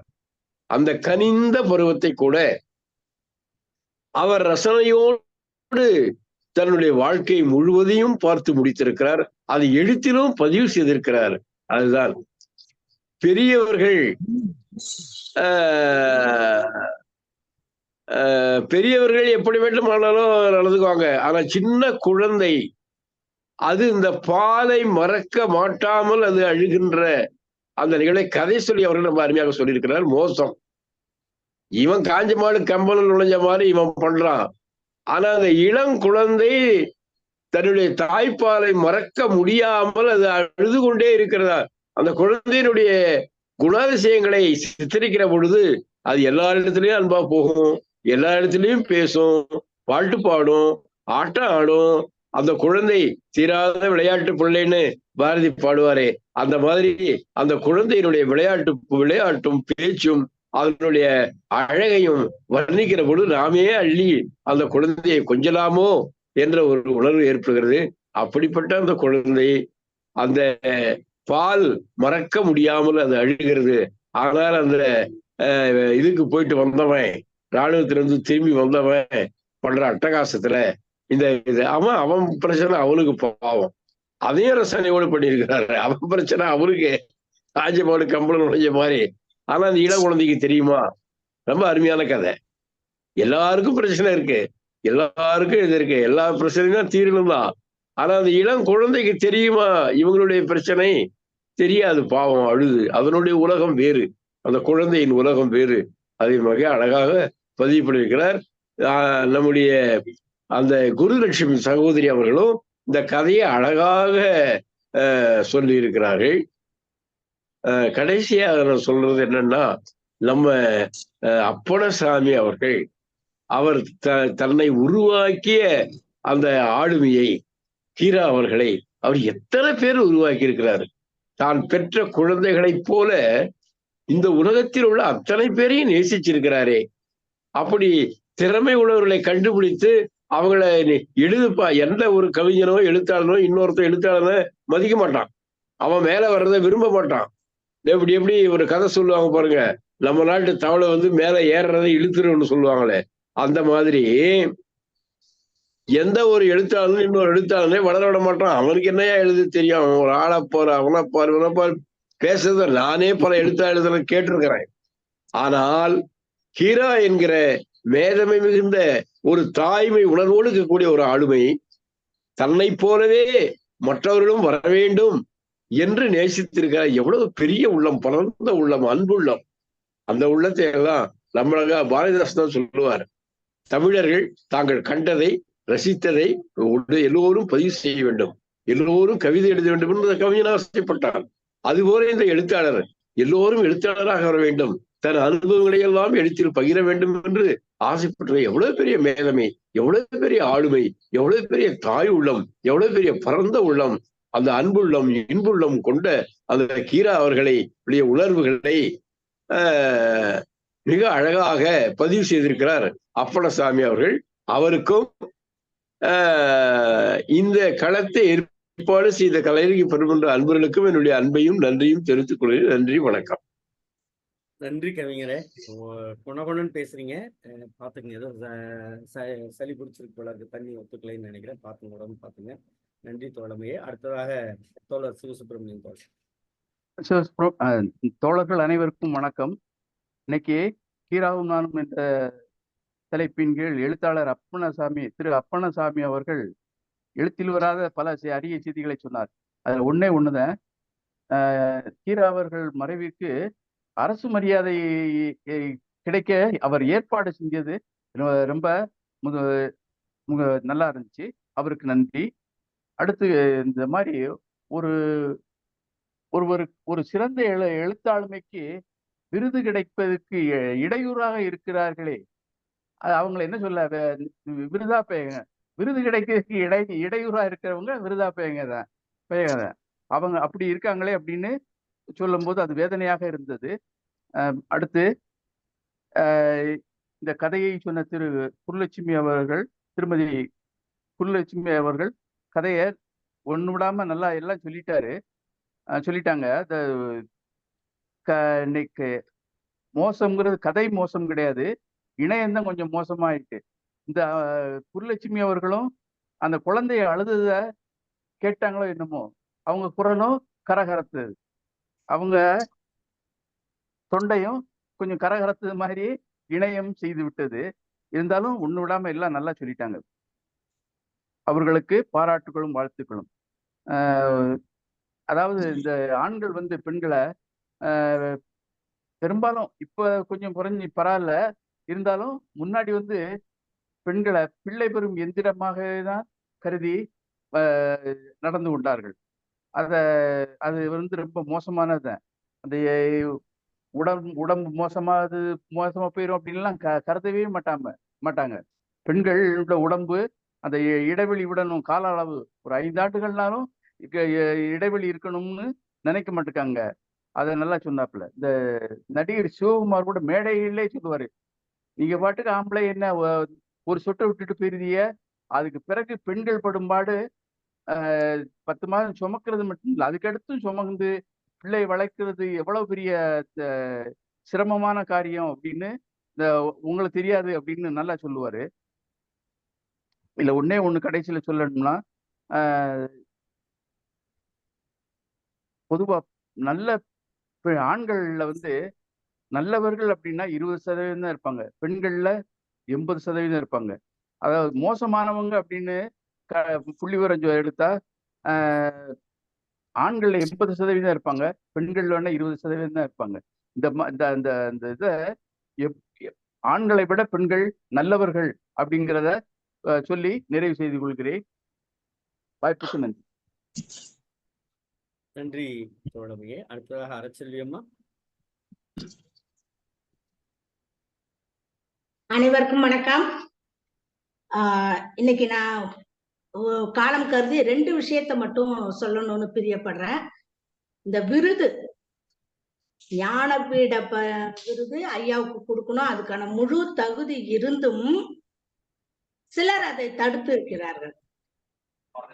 இன்னைக்குதான் என் மனசுல இருந்த கல்லும் கீழே விழுந்துச்சுன்னு வச்சுங்களேன். அது ஒரு பாரமாவே எனக்கு இருந்துச்சு. இன்னைக்கு கீராயாவுக்கே இந்த நிலைமைன்னா அறச்செல்வி எல்லாம் ஏமாத்துறோம். எனக்கு பன்னாட்டு லயன்ஸ் கிளப் கல்வி மாமணின்ற ஒரு விருது கொடுத்தாங்க. சிறந்த பள்ளிக்கான விருது எனக்கு கொடுத்தாங்க. ஆனா பலரும் இன்று விருதை வாங்குகிறார்கள். அதான் உண்மை. இங்க எங்க இதுலயே கேட்பாங்க, என்னையா விருது வாங்கிட்ட போல இருக்கே, நல்லாசிரியர் விருதும்பாங்க. அதுக்கு அர்த்தம் வேறு. நான் 3 முறை அதுக்காக அப்ளை செஞ்சும் எனக்கு கிடைக்கல. ஏன்னா அதுக்கு சில ப்ரொசீஜர் வச்சிருக்காங்க. எனக்கு அதுல விருப்பம் இல்லை என்பதால் அமைதியாக இருந்தேன். கடைசி வரைக்கும் என்னால அந்த நல்லாசிரியர் விருது கிடைக்கல. அவ்வளவு செஞ்சும் இன்னைக்கு கீராயாவுக்கே இப்படி ஒரு நிலைமைன்னா நான் ஒரு சின்ன புள்ளி. அப்பா, இன்னைக்குதான் நிம்மதி. எனக்கு இது ஒரு ஏக்கமாவே இருந்துச்சு. இன்னைக்கு ஐயாவுக்கே அந்த நிலைமை. அறச்செல்வி ஓகே, அறச்செல்வி ஓகேன்னு இது பண்ணிட்டேன். அடுத்து இந்த கதையில பாத்தீங்கன்னா ஒரு மகசூலுக்கும் மறுமகசூலுக்கும் இடைவெளி விட வேண்டும்னு. இது எதுக்கு சொல்றாங்கன்னா, ஒரு குழந்தைக்கு இன்னொரு குழந்தைக்கும் நடுவுல இடைவெளி இருக்கணும். குறைஞ்சது 2 வருஷம் இருக்கணும், 2.5 வருஷம் இருக்கணும். பூமா தேவிக்கு ஓய்வு கொடுக்கணும். அந்த தாய்க்கு உடல் நலத்துக்கு கொஞ்சம் ஓய்வு கொடுக்கணும். அததான் இந்த இடத்துல அவர் கீராயா குறிப்பிடுறாரு. அந்த அந்த அதுபடி இல்லாதனால்தான் அந்த குழந்தைக்கு பாதிப்பு. ஐயா சொன்ன மாதிரி ஆண்களுக்கு என்ன ஒன்னும் இல்ல, நம்ம சொல்றோம் வெளிநாட்டுக்கு போறாங்கன்னு பெருமையா சொல்லிக்கிட்டாலும், எங்க வீட்டுக்காரர் வெளிநாட்டுல இருக்காருனாலும் அந்த வெளிநாட்டுல இருக்கக்கூடிய ஆண்மகன் தன் குழந்தைகளின் வளர்ச்சியை நேர்ல பார்க்க முடியறது இல்லை. எவ்வளவு இழப்புகள், எவ்வளவு சந்தோஷத்தை இழந்து விட்டு அவங்க பணம் சம்பாதிக்கிறாங்க. அதை நம்ம கொஞ்சம் யோசிக்கணும். இந்த பெண்கள் ஆகட்டும், அவங்களும் நிறைய சந்தோஷங்களை இழந்துட்டுதான் குழந்தைங்களை இங்க வளர்க்குறாங்க. இந்த வெளிநாட்டுல வீட்டுக்காரர் யாரெல்லாம் இருக்காங்களோ அவங்க எல்லாம் என்னை பொறுத்த வரைக்கும் பாவப்பட்டவர்கள். பிறந்த குழந்தைய விட்டுட்டு அவர் போயிடுவாரு. தவழ்றத பார்க்க வைக்க, நடக்கிறத பார்க்க வைக்கிறது, ஓடுறத பார்க்க முடியாது. அந்த வழியில அவரை எனக்கு பார்க்கும்போது கொஞ்சம் பாவமாதான் இருந்துச்சு. இந்த கதையோட கதாநாயகர் 10 நாள் தங்கியிருந்தாலும் அவரை பார்க்கும்போது பாவமாதான் இருந்துச்சு. ஆனா அதை விட மிகவும் பாவப்பட்டவர் அந்த வினுக்குட்டியோட அம்மா. 2 பேருமே தனக்குள்ள உரிமையை இழந்திருக்கிறார்கள். வினுக்குட்டிக்கு அவளோட தாய்ப்பால் மறுக்கப்பட்டது. அந்த பொண்ணுக்கு அவளுக்கும் தன்னோட கணவன் அருகில் இல்லாத பெரிய ஒரு இழப்பு. பணம்னு ஓடுறோம், சந்தோஷத்தை இழந்து விட்டு பணத்து பின்னால ஓடுறாங்க. இந்த கதை ரொம்ப அருமையான கதை. சின்னதா இருந்தாலும் நிறைய விஷயங்களை உள்ளடக்கிய ஒரு மன ரீதியான ஒரு தாக்கத்தை ஏற்படுத்தின ஒரு கதை. அம்மா போராடி இந்த கதைய சொன்னாங்க. நான் கூட சொல்லாமோன்னு நினைச்சுக்கிட்டு இருந்தா ஐயா நானே சொல்றேன்ட்டாரு. நம்ம ஒருங்கிணைப்பாளர் ஐயா அவர்கள் தொடங்கி இது பண்ணாரு. இருந்தாலும் இந்த மாதிரி போராட்ட குணம் தான் பெண்களுக்கு வேணும். நான் சொல்றேன்ட்டு அம்மா சொன்னாங்களே, அதுக்காகவே அம்மாவை பாராட்டணும். மகிழ்ச்சி, நன்றி, வணக்கம். நன்றி தோழமையே. ரேவதி அம்மா. கலை இலக்கிய பெருமன்ற உறுப்பினர்கள் அனைவருக்கும் என் வணக்கத்தை தெரிவித்துக் கொள்கிறேன். இன்றைக்கு கீராவும் நானும் என்ற தலைப்பில் அவங்க அனுபவத்தை கூறிய அப்பனசாமி ஐயா அவர்கள், அப்பனசாமி அருமையான மனுஷன்யா அப்படின்னு கீரா நைனா சொன்னதே மறுபடியும் நம்மளும் சொல்ற மாதிரி ஆக்கிட்டாங்க. கீரா நைனா அவங்க ஒரு அள்ளல குறையாத அமுத சுரபியை போன்றவங்க. நம்ம இப்ப 30 நாட்களாக ஒவ்வொருத்தருடைய அனுபவங்களை கேட்கும்போது ஒரு கீரா நைனா பல கீரா நைனாக்களாக வழிபட்டு வராங்க அப்படிங்கிற ஒரு தோற்றம் நமக்கு தோன்றும். அடுத்து அந்த மோசம் என்ற கதைக்குரிய தோழர் குருலட்சுமி அவர்களுக்கு நான் நன்றிகளை தெரிவிச்சுக்கிறேன். அவங்க அருமையாக கதையை சொன்னாங்க. 2.25 வயது வரைக்கும் அந்த வினுக்குட்டி அவங்க அப்பா வெளிநாட்டுல இருந்ததுனாலதான் அது தாய்ப்பாலை அருந்திட்டு இருந்தது. அப்பா இங்க இருந்தா அடுத்த ஒண்ணு எப்பயோ உருவாகி இருக்கும். அது அந்த குழந்தைக்கு தெரியல. 2வது குழந்தைகள் அவங்களுடைய எதிர்ப்பை எந்த வழியிலையாவது காட்டுவாங்க. அது எந்த நேரம்னாலும் பரவாயில்ல. அது கூப்பாடு போட்டு சத்தம் எழுப்பி அதனுடைய எதிர்ப்பை காட்டுது. இப்ப சில நாட்களுக்கு முன்னால பாத்தீங்க அப்படின்னா ஒரு அனுபவம். எங்க வீட்டு பக்கத்தால ஒரு பாப்பா 9 வருஷத்துக்கு பிறகு ட்வின்ஸ் குழந்தைகள் பெற்று 1.25 வயசு வரைக்கும் அவங்க அம்மாவிட்ட வளர்த்துட்டு இப்போ சென்னைக்கு வந்துட்டா. போன ஒரு 2-3 நாளைக்கு முன்னாடி அந்த பிள்ளைய பார்க்க போனோம். பையன் ஒண்ணு பொண்ணு ஒண்ணு, ரெண்டும் 1.25 வயசு ஆகுது. அந்த பையன் ஒரு அப்புறாணியா இருப்பான். அவன் எதுனாலும் ஏமாந்துருவான், சொன்னா சரி. பொம்பளை பிள்ளை தெளிவா இருக்கும். ஒரு நாள் திடீர்னு 11:30 மணி போல அந்த பிள்ளை அப்படியே கண்ணு நிலக்குத்தி உடம்பு அப்படியே தலைய கொணக்குன்னு கீழே போட்டுச்சான். இந்த பிள்ளை பயந்துட்டா ரொம்ப. இந்த மாதிரி என்னமோ ஆயிடுச்சு என்ன பயந்துட்டு சரின்னு உடனே கார் எடுத்துட்டு அவங்க அந்த குழந்தைங்க பிறந்த ஆஸ்பத்திரிக்கு போவோம்னு போயிருக்காங்க. கார்ல ஏறி உட்கார்ந்ததுமே அந்த பாப்பா ஸ்டியரிங்க பிடிக்க ஆரம்பிச்சிருச்சான். அவன் வீட்டுக்காரன் என்னப்பா அது ஸ்டியரிங்க பிடிக்குது என்ன செய்யணும்? இல்ல நம்ம கிளம்பிட்டோம் ஆஸ்பத்திரிக்கே போயிடுவோம் அப்படின்னு போயிட்டாங்க. அங்க போய் டாக்டர்கிட்ட காமிக்கும் போது அவரு எல்லாத்தையும் கேட்காரு. நீங்க கிராமத்துல இருந்தீங்களா? பிள்ளைங்க ஓடி ஆடி நல்லா தெரிஞ்சுச்சா? அக்கம் பக்கம் ஆளுக கூட நல்லா இருந்ததுங்களா? அப்படின்னு கேட்க இந்த பிள்ளை ஒண்ணுக்கு ஆமா ஆமான்ட்டு. இப்ப சின்ன ரூம்குள்ள போட்டு அடைச்சிருக்கீங்களா? ஆமா. ஆளுக வெளியே ஆளுக யாரும் வரலையா? ஆமா. இப்படி அப்ப அந்த குழந்தையோடைய மனசுக்குள்ள இருக்கக்கூடிய அந்த எதிர்ப்பை அது இந்த மாதிரி காமிச்சிருக்கு. மற்றபடி குழந்தை ஆக்டிவா இருக்கு, ஒன்றும் பிரச்சனை இல்லை. டெய்லி ஒரு ரவுண்ட்ஸ் இங்க வெளியில கூட்டு போங்க அப்படின்னு சொல்லி சொன்னாராம். எனக்கு ரொம்ப ஆச்சரியமா இருந்தது. இந்த சின்ன பிள்ளை இந்த மாதிரி பண்ணிட்டாலே அப்படின்ட்டு. அதுக்கு பிறகு அவங்க 1 மணி 1:30 மணிக்கு மேல மெரினா பீச்ல போய் கொஞ்ச நேரம் இருந்து அந்த பிள்ளைகளை விளையாட விட்டுட்டு வீட்டுக்கு வரும்போது மணி 2மா அப்படிங்கிறான். எனக்கு அவளை நினைச்சு ரொம்ப கவலையா இருந்தது. குழந்தைக்கு முடியாதாங்கவும் அந்த தாயுள்ளம் பரிதவிக்குது. ஆனா அந்த சின்ன குழந்தை எதுடா சாக்கு, நம்ம என்ன செஞ்சா இவங்க வெளியே கூட்டு போவாங்க அப்படிங்கிறது அதுக்கு நல்லா தெரிஞ்சிருக்கு. அப்படிங்கும்போது இந்த கதையை படிக்கும்போது நம்ம யாருக்காக பரிதாபப்படுறதுன்னே தெரியல. அவனுக்கா, அந்த வினிக்குட்டிக்கா, இல்ல அந்த மனைவிக்கா, எல்லாருமே அவங்கவுங்களுடைய வழியில அவங்கவுங்க கரெக்டா தான் இருக்காங்க. நல்ல சிறந்த ஒரு கதை, அருமையான கதையைக்குரிய தோழர் அவர்களுக்கு நன்றிகளை தெரிவித்துக் கொள்கிறேன். நன்றி, வணக்கம். நன்றி தோழமையே. பொன் ஏழுமலை தோழர். கதை சொல்லிகள் பின்னூட்டம் வழங்குகிற தோழமைகள் அத்தனை பேருக்கும் காலத்தினுடைய அருமை கருதி அந்த கதை சொல்லிகளுடைய அந்த நேரத்தை சுருக்கி கொண்டு சொன்னால் சரியாக இருக்கும். நன்றி தோழமைகளை. அடுத்ததாக பொன் ஏழுமலை தோழர். வணக்கம். இது என்னுடைய நினைவலைகள் தான். அந்த கதையை பற்றியும் மற்ற விஷயங்களை பற்றி எல்லாரும் பேசிட்டாங்க. நினைவலைகள். இந்த விருதுகள் என்பது சிலர் கிடைக்குது, சிலர் கிடைக்கல அப்படின்னு சொல்லிட்டு தோழர் சிவசுப்பிரமணியம் வருத்தப்பட்டாரு. அது உண்மைதான். அது உரியவர்கள் நிறைய பேர் கிடைக்கல. இப்போ குறிப்பாக சொல்லனா என் மனதில் இருக்கின்ற வடுவாக இருந்ததுனால இங்கே பதிவு பண்ணணுன்றதுக்காக சொல்கிறேன், வேற ஒன்றும் இல்லை. டெல்லி தமிழ்ச்சங்கத்தில் பேராசிரியராக இருந்தவர் சாலை இளந்தரையன். தமிழுக்காகவே வாழ்ந்தவர். அவரை போல ஒரு மனிதர், டாக்டர் முவாவை போலவே அவர் ஒரு மிகச்சிறந்த மனிதர். தன்னுடைய சொல்லுக்கும் செயலுக்குமான இடைவெளியே இல்லாத ஒரு தூய்மையான மனிதர். அவர் கோபாலபுரத்தில் தான் அவர்கள் கருணாநிதி தெருவுக்கு பக்கத்து தெருவில் வீடு. அவர் இறந்தபோது அவருக்கு உரிய மரியாதை செய்யப்படவில்லை. காரணம் என்னன்னா, அவர்கள் ஆட்சியாளருடைய குணங்களை ஒத்து போனாதான் அவங்களுக்கு மரியாதை பண்றாங்க. அது மிகவும் ஒரு அவலமான ஒரு செய்தி. அது செய்யப்படவில்லை அப்படின்றது போது அந்த விருதுகளை பற்றி நம்ம எந்த அளவுக்கு மதிப்பு வச்சுக்கணும் அப்படின்றத இங்க பதிவு பண்றேன். 1. 2வது வழக்கமா நான் சொல்றது தான், உங்களுக்கு எல்லாம் கூட கொஞ்சம் நெருடலா இருக்கும். மொழியா கொஞ்சம் சரியா ஆளுங்க அப்படின்னு சொல்லிட்டு இன்னைக்கு பேசினவங்க சொன்னாங்க, அழுகிறது என்ற சொல்லை அழுதுன்னு சொல்லலாம், இல்லை அழறதுன்னு சொல்லலாம். ரெண்டுமே மறுவல் தான், ஸ்லாங். ஆனா அழுகுதுன்னு சொல்லிட்டு குறைஞ்சபட்சம் ஒரு 15 தடவைனா சொல்லியிருக்காங்க. அழுகுது என்பது வேறு விதமான பொருளை உண்டாக்கும். அழறது, அழுது இது மாதிரி. இப்ப குழந்தை அப்படின்றத குழந்தைன்னு சொல்லுங்கன்னு நான் சொல்ல மாட்டேன். குழந்தை சரி, அது பரவாயில்ல, ஒன்றும் பெரிய.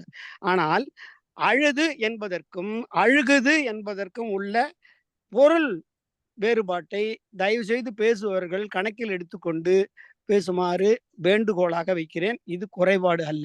நன்றி, வணக்கம். நன்றி தோழமையே. அடுத்ததாக நிறைவாக தமிழ்நாடு கலை இலக்கிய பெருமன்றத்தினுடைய பொதுச் செயலாளர் மருத்துவர் தா. ஆரம் அவர்கள்.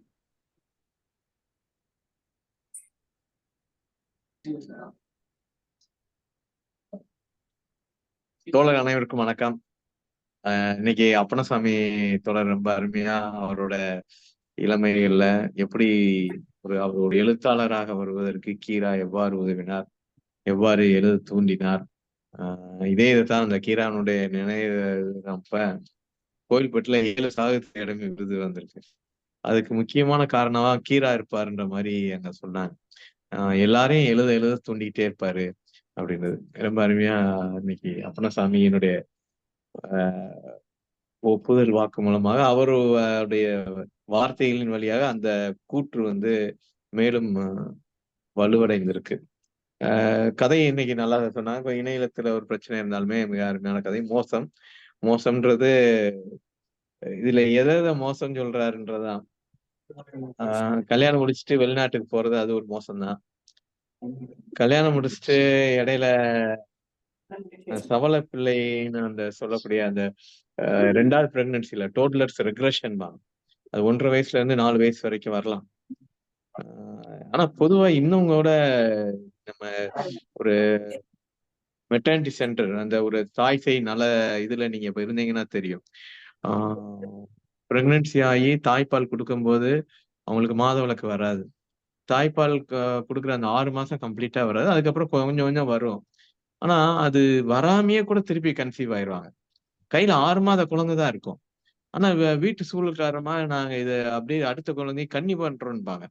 அதெல்லாம் ரொம்ப கொடுமையா இருக்கும். டீன் பிரெக்னன்சி இது இது குறித்து எல்லாருமே பேசலாம். வயது முதிர்வு வர்றதுக்கு முன்னாடியே டீன் ஏஜ்லயும் பிரெக்னென்ட் ஆகுது. அதுலயே 2வது பிரெக்னன்சி ஆகுது. அப்படிலாம் இன்னைக்கு சமூகத்துல இன்னைக்கு இந்தியால அந்த மாதிரிலாம் நடந்துகிட்டு தான் இருக்கு. 18 வயதுக்கு மேலதான் திருமணம் முடித்து கொடுக்கணும்ன்ற சட்டம் இருந்தாலும் இந்த மாதிரியான இதெல்லாம் அந்த குழந்தையினுடைய பிஹேவியரை வச்சு ஒரு அழுகிறத வச்சே கொண்டு போயிட்டாரு கீரா வந்து. அதை சொல்லி அவனுடைய உண்மையிலே அரைச்சமா வேற யாரும் சொன்னாலே வெளிநாட்டில் இருக்கக்கூடிய கணவர்களுக்கு வாக்குப்பட்ட பெண்கள் அனைவருமே பாவப்பட்டவர்கள்லாம் நாங்க. உண்மைதான் அது. இவங்க எனக்கு தெரிஞ்ச பொண்ணுலாம் அவங்க கல்யாணம் முடிச்சு போயிட்டாரு. அவர் வர்றது வந்து 2.25 வயசுலதான் வாராரு. அது வரைக்கும் குழந்தைய பார்க்கவே இல்லை. அந்த குழந்தை எப்படி இருக்கு? நடனம் ஆடாததெல்லாம் இதுக்கு நடனமே இல்லை, ஆனா அது நடனம் ஆடும். இங்க பாட்டே இல்லை, ஆனா அது பாட்டு பாடும். அப்ப ஒரு சூழலை மிக ரம்மியமாக மாத்தக்கூடிய, அது வந்து ரம்மியம் இல்லாத சூழலாக இருந்தா கூட அது ரம்மியமாக ரசனைக்குரியதாக மகிழ்வுக்குரியதாக மாத்தக்கூடிய அந்த குழந்தையை கூட அவரால் பார்க்க முடியல. அதுவும் ஒரு மோசம் தான் அவருக்கு. அவன் விட்டு போனது மோசம், இது மோசம். அது இடையில ஒரு 10 நாள் வந்தான். 10 நாள்ல இது வந்து யாரை குறை சொல்றது? அவனுடைய இந்த சமூக சூழல் காரணமா அவன் வந்து அப்படி இருக்கிறான். வந்துட்டு அந்த இதுல வந்து இவ திருப்பி கன்சீவ் ஆயிட்டான்னு இவளுடைய அந்த கருவுற்றதுனால உள்ள இவளுக்கே அவ அட்டென்ஷன் கொடுக்க வேண்டியது, இவளையே பாதுகாத்துக்க வேண்டும். அப்ப குழந்தைகளுக்கு பாக்குற ஒரு இது இருக்கும். ஆனா இன்னைக்கு வந்து 1.5 வயசு வரைக்கும் பால் கொடுக்கறதே கஷ்டம். நீங்க ஒர்க்கிங் உமனா இருக்கிறப்ப 6 மாசம் அவங்க கட்டாயம் கொடுக்கணும்னு சொல்றோம். 6 மாசம் கட்டாயம் கொடுப்பா. அதுக்கப்புறம் இணை உணவு வரும். தாய்ப்பால் பத்தாது. அதனால நீ வந்து கூடுதலா சொல்லணும். அம்மா சாப்பிடுற அத்தனையுமே 1 வயசுக்குள்ள கொடுத்துடணும். குறைஞ்சபட்சம் 1.5 வயசுக்காவது கொடுக்கணும். இது வந்து 2.25 வயசு ஆகுது. ஆனால் முன்னாடி வந்து 5 வயசு வரைக்கும் குடிச்சிருக்காங்க, 3 வயசு வரைக்கும் குடிச்சிருக்காங்க. இந்த காலம் குறைந்துகிட்டே வருது. ஆனால் கட்டாயம் கொடுக்க வேண்டும்ன்றது இந்த முதல் 6 மாசம்.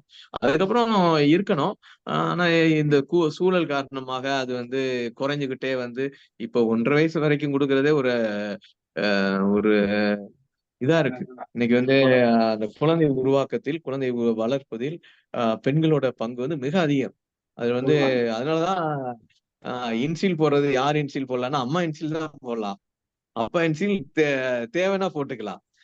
ஆனால் நம்ம சமூகம் வந்து ஆணாதிக்க சமூகமா இருக்கிறதுனால ஆண் இன்சியல போட்டுட்டு பெண்ணு போடுறதே இல்லை. அட்லீஸ்ட் நம்ம இனிமரும் நம்மளுடைய சந்ததிகளுக்காவது இன்சியல் போடுறப்ப என்னுடைய குழந்தைகளுக்கு அப்படித்தான் வச்சிருக்கோம். ஏஎம்னு வச்சிருக்கோம். அறம் மலர்விழி சுடர்ன்னு தான் வச்சிருக்கோம். அதே மாதிரி அறம் மலர்விழி தமிழ்னு தான் வச்சிருக்கோம். அதனால இதை வந்து எல்லாருமே ஃபாலோ பண்ணணும். ஏன்னா குழந்தை உருவாக்கத்தில் தாயினுடைய பங்கு மிக மிக அதிகம். தந்தையினுடைய பங்கு வந்து கம்மி. ஆனால் இந்த ஆணாதிக்க சமூகத்தில் இன்சியல் போடுவது கூட தாய் இன்சியல் போடுவதில் இவர்கள் அனுமதிப்பதில்லை. அதை நாம் மாற்ற வேண்டும். மிக அருமையாக சமூகத்தின் இதை வந்து ஒரு 2 பக்கத்துல வந்து அழகு ததும்ப எல்லாத்தையும் சொல்லிட்டு போயிட்டார் கீரா வந்து. வாழ்த்துக்கள். நன்றி. நன்றி பொதுச் செயலாளர் அவர்களே. பதிவு பின்னூட்டம் பார்த்துடலாம். மேரி தோழர் கீராவும் நானும் நிகழ்வு எழுத்தாளர் அப்பண்ணாசாமி அவர்கள் கீராவை பற்றி எழுத்தாளரை உருவாக்கும் வல்லமை படைத்தவர் என்றும் அவரின் ரசனை பற்றி எடுத்துரைத்தார். சிறப்பு. மோசம் கதையை பற்றி கதை சொல்லி மிக சிறப்பாக எடுத்துரைத்தார்கள். வாழ்த்துக்கள். அகிலன் தோழர் நூலகர் ஒரு அறிவிப்பும் செய்திருக்காரு. தூத்துக்குடி புத்தக திருவிழாவில் கீராவின் படைப்புகளை வைத்து கல்லூரி மாணவர்களுக்கு போட்டிகள் மாவட்ட நிர்வாகம் சார்பில் நடத்த உள்ளார்கள் என்பதை உங்களிடம் தெரிவித்துக் கொள்கிறேன். அப்பண்ணசாமி ஐயா மற்றும் குருலட்சுமி கதை சொந்த தோழர்களுக்கு வாழ்த்துக்கள் அப்படின்னு போடுறாங்க. அடுத்ததாக அம்மா நீங்க எதுவும் சொல்றீங்களா? நிறைவா எதுவும் சொல்றீங்களாம்மா?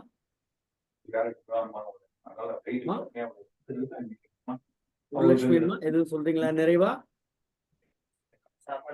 குருலட்சுமி அம்மா ஐயா அப்பண்ணசாமி சொல்லுங்கம்மா சொல்லுங்க. சரி அப்பண்ணசாமி ஐயா நீங்க வணக்கம். வணக்கம். குருலட்சுமி தோழர் அவர்கள் மிக சிறப்பாக அந்த மோசம் கதையை சொன்னாங்க. அந்த கதை சொல்லல் முறை என்பதே மிகவும் நன்றாக இருந்தது. அந்த இணையம் ஒத்துழைத்திருந்தால் இன்னும் சிறப்பாக அந்த கதை சொல்லல் நிகழ்ச்சி நடந்திருக்கும். இந்த கதை சொல்றது அப்படிங்கிறது கதையை வாசிக்கிறது கிடையாது, அது ஒரு ரீடோல்டு. கதையை வாங்கிட்டு நாம சொல்லணும். அந்த முறையை மிக அற்புதமாக பண்ணியிருந்தாங்க. மோசம் என்பது இந்த சமூகம்தான், ஒரு குழந்தை அல்ல, அப்பா அல்ல, அம்மா அல்ல, சமூக சூழல் தான் என்பதை இவ்வளவு நாசுக்காக அவர்கள் கதை எழுதியிருக்கிறார்கள். அந்த கதை சொல்ல நிகழ்ச்சியும் மிக அருமையாக நடந்தது. இரண்டாவதாக நான் ஒன்றுபட்டு சொல்லிக்கொண்டு விடைபெறுகிறேன். இந்த கீரா அவர்களுடைய நூற்றாண்டை ஒட்டி தமிழ்நாடு அரசு அறிவித்துள்ள நூற்றாண்டு காலம் ஆளுமைகளுக்கு ஆங்கிலத்திலே ரீடர் என்று சொல்வார்கள். அவருடைய பயிற்சி கையேடு மாதிரி அவருடைய படைப்புகளை அறிமுகம் செய்யக்கூடிய அளவுல ரீடர் என்று சொல்வார்கள். தமிழில் அதை நினைவு தடம் என்று வைத்து அந்த திட்டத்தில் முதலாக கீரா அவர்களுடைய நினைவு தடம் ஒன்றை வெளியிட்டிருக்கிறோம். கீரா படிப்புகளை மிகவும் துறைபோகியான பேராசிரியர் பஞ்சாங்கம் அவர்கள் இந்த நினைவு தடத்தை தயாரித்திருக்காங்க. இந்த புத்தகம் தமிழ்நாடு அரசின் சார்பிலே நான் ஆலோசகராக இருக்கும் தமிழ்நாடு பாடலூர் நிறுவனத்தால் வெளியிடப்பட்டிருக்கிறது.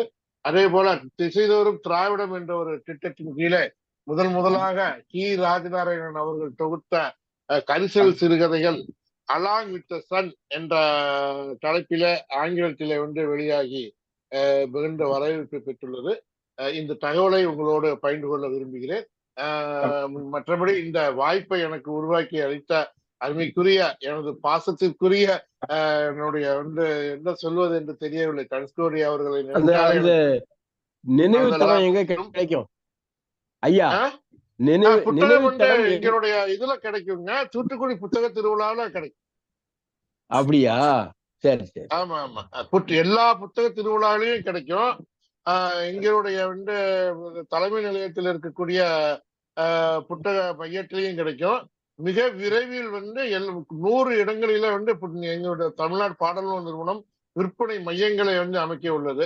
இன்னும் ஒரு 2 மாதங்களில அநேகமாக கோயில்பட்டி, தூத்துக்குடி என்ற 2 ஊர்களில் எங்களுடைய அனைத்து நூல்களும் கிடைப்பதற்கான வேலைகள் நடந்து கொண்டிருக்கின்றன. இணையத்திலும் கூடிய விரைவில் கிடைக்கும். இப்போதைக்கு எனக்கு எழுதுனீங்கன்னா நான் உங்களுக்கு வாங்கி உங்களுக்கு அனுப்ப முடியும்.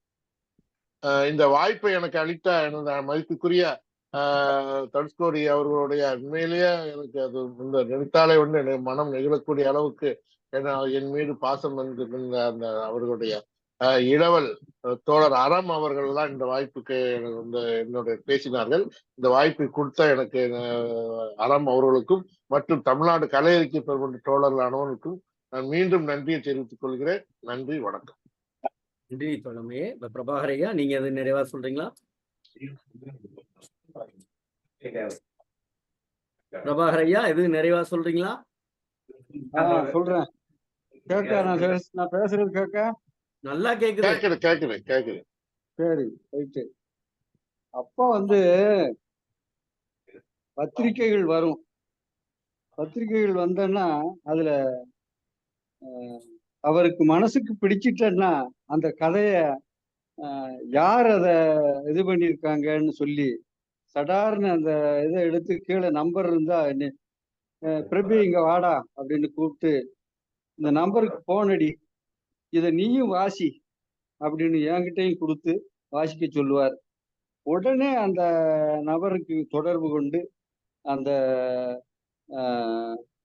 அந்த இது உங்களுடைய படைப்பு நல்லா வந்திருக்கு, அருமையா இருக்கு, இது எந்த எழுத்தாளரும் சொல்ல மாட்டாங்க, நானும் பார்த்திருக்கேன், இது அவர் இது கடைசி வரைக்கும் இதை வச்சிருந்தார். என்னைய கூப்பிட்டு இப்படி ஒவ்வொரு பத்திரிகையிலையும் நல்லா வந்துருச்சுன்னா அதை கூப்பிட்டு பாராட்டுறது அவருடைய ஒரு வழக்கமா வச்சிருந்தார். அது நான் கவனிச்சிருக்கேன். இவர் பா. ஜெயப்பிரகாசம் இப்படி இது இருந்தார். ஆனா அவரு கூட நான் போவேன் அவர் நல்லா இருக்கும்போது.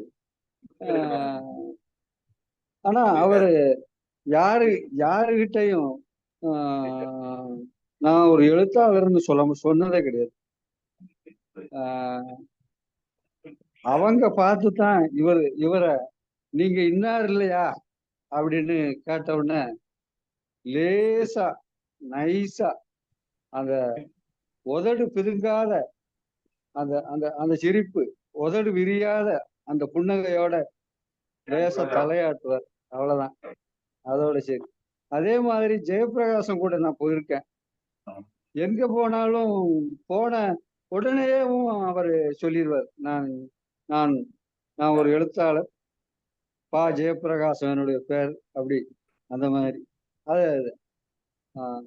இதை நான் சொல்லணும்னு நினைச்சேன், சொன்னேன். அவ்வளவுதான். ஆமா, என்னுடைய கருத்து சொல்லிட்டேன். இந்த பாணி எனக்கு பிடிக்குது. நன்றி நன்றி தோழமையே.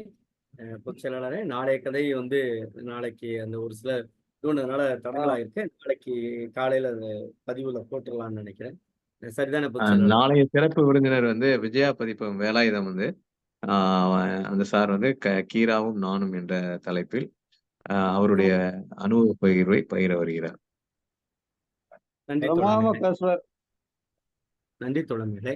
இன்றைய கதை மோசம் என்பது கதை, எல்லோருமே இந்த கதையை, பெற்றோர்கள் குறிப்பாக இதில் ஒரு கதாபாத்திரத்தை மறைத்து வைத்து விட்டு இந்த கதையை ஐயா கீரா ஐயா எழுதியிருப்பதாகவே பார்க்கிறோம். காரணம், அவர் ஒரு இடத்துல சொல்லுகிறார், அந்த அந்த பொண்ணை கல்யாணம் பண்ணும்போது கொடுக்கப்பட்ட வாக்குறுதி என்னன்னா வெளிநாட்டுக்கு கூட்டிட்டு போறோம்னு சொல்லப்பட்ட வாக்குறுதி. ஆனால் அவர் வெளிநாட்டுக்கு கூட்டிட்டு போனாரா? கூட்டிட்டு போல. இன்றைக்கு இருக்கக்கூடிய பெற்றோர்கள் செய்கிற மிகப்பெரிய தப்பு, வெளிநாட்டு மாப்பிள்ளை அப்படின்னா கட்டி கொடுத்துட்றாங்க. அவரும் சொல்றாரு, நான் மாப்பிள்ளை பொண்ணை கூட்டிட்டு போயிடுறேன் அப்படி இப்படின்னு. கல்யாணம் பண்ண பிறகு விசா வந்துருன்னு கடைசி வரையும் அந்த அம்மா பிள்ளைகளுக்கான தாயாக, இன்னும் சொல்ல போனால் பிள்ளைகள் பெற்கிற இயந்திரமாக மாறி போய் அவன் சம்பாதித்து அனுப்புகிற பொருளை பாதுகாக்கிற பெட்டகமாக மட்டுமே இருக்கிறாளே தவிர உணர்ச்சிகள், உணர்வற்ற ஒரு நிலையில் அவள் ஒரு மனிதனாக வாழுது. ஆனால் இது சரியா தப்பா அப்படின்னு கேட்டா, மோசம் யார் அப்படின்னா பெற்றோர்கள் தான் மோசம். பெற்றோர்கள் தன் பிள்ளைகளுக்கு வரன் பார்க்கின்ற பொழுது சரியாக பார்க்க வேண்டும். இது சின்ன குழந்தை மட்டும் பாதிக்கல. இந்த சின்ன குழந்தைங்கிறது குறியீடு என்னன்னா, இந்த சமூகத்தினுடைய குறியீடு, ஒரு சமுதாயத்தினுடைய குறியீடு. சமுதாயம் என்னவாயிரும்? சவள பிள்ளையா போயிடும், சவள பிள்ளையா போயிடும். ஏக்கங்கள் நிறைந்த மனிதர் வாழுகின்ற பொழுது அவர்கள் ஈன்றெடுக்கிற பிள்ளை வன்முறையாளனாக இருப்பான் என்று உளவியல் சொல்லுகிறது. ஆகவே பிள்ளைகளாய் பெற்றெடுத்திருக்கிற பெற்றோர்களாகிய நாம் வெளிநாட்டு மாப்பிள்ளை என்கிற நிலையில் ஏமாந்து போக வேண்டாம். நம்ம பிள்ளைய அவர் அங்கே கூட்டிட்டு போயிடுவாரு, அங்கே கூட்டிட்டு போனா அங்கே பாதுகாப்பா நம்ம பிள்ளை இருக்குதா, அதற்கான ஏற்பாடெல்லாம் பார்க்குதா, அதெல்லாம் பார்க்க வேண்டிய கடமையும் பொறுப்பும் நமக்கு இருக்கிறது. அப்படி அதை நாம் மோசம் செய்து விட்டால் இந்த சமுதாயத்திற்கு நாம் செய்கிற மிகப்பெரிய மோசம் என்பதாகவே நாம் பார்த்து, இந்த கதை என்பது பல்வேறு குறியீடை ஆங்காங்கே இலைமறை காயாக நின்று பொருள் தருகிற இந்த கதை என்பது மோசமில்லை. உண்மையிலே இந்த தேசத்துக்கு தேவையான ஒரு நேசம் என்கிற நிறைவை சொல்லி தோழர்களே, நாளை தினம் இரவு 8 மணிக்கு கீரா ஐயாவின் கதைகளோடு தமிழ்நாடு கலை இலக்கிய பெருமன்றம் உங்களோடு. நன்றியும் வணக்கமும்.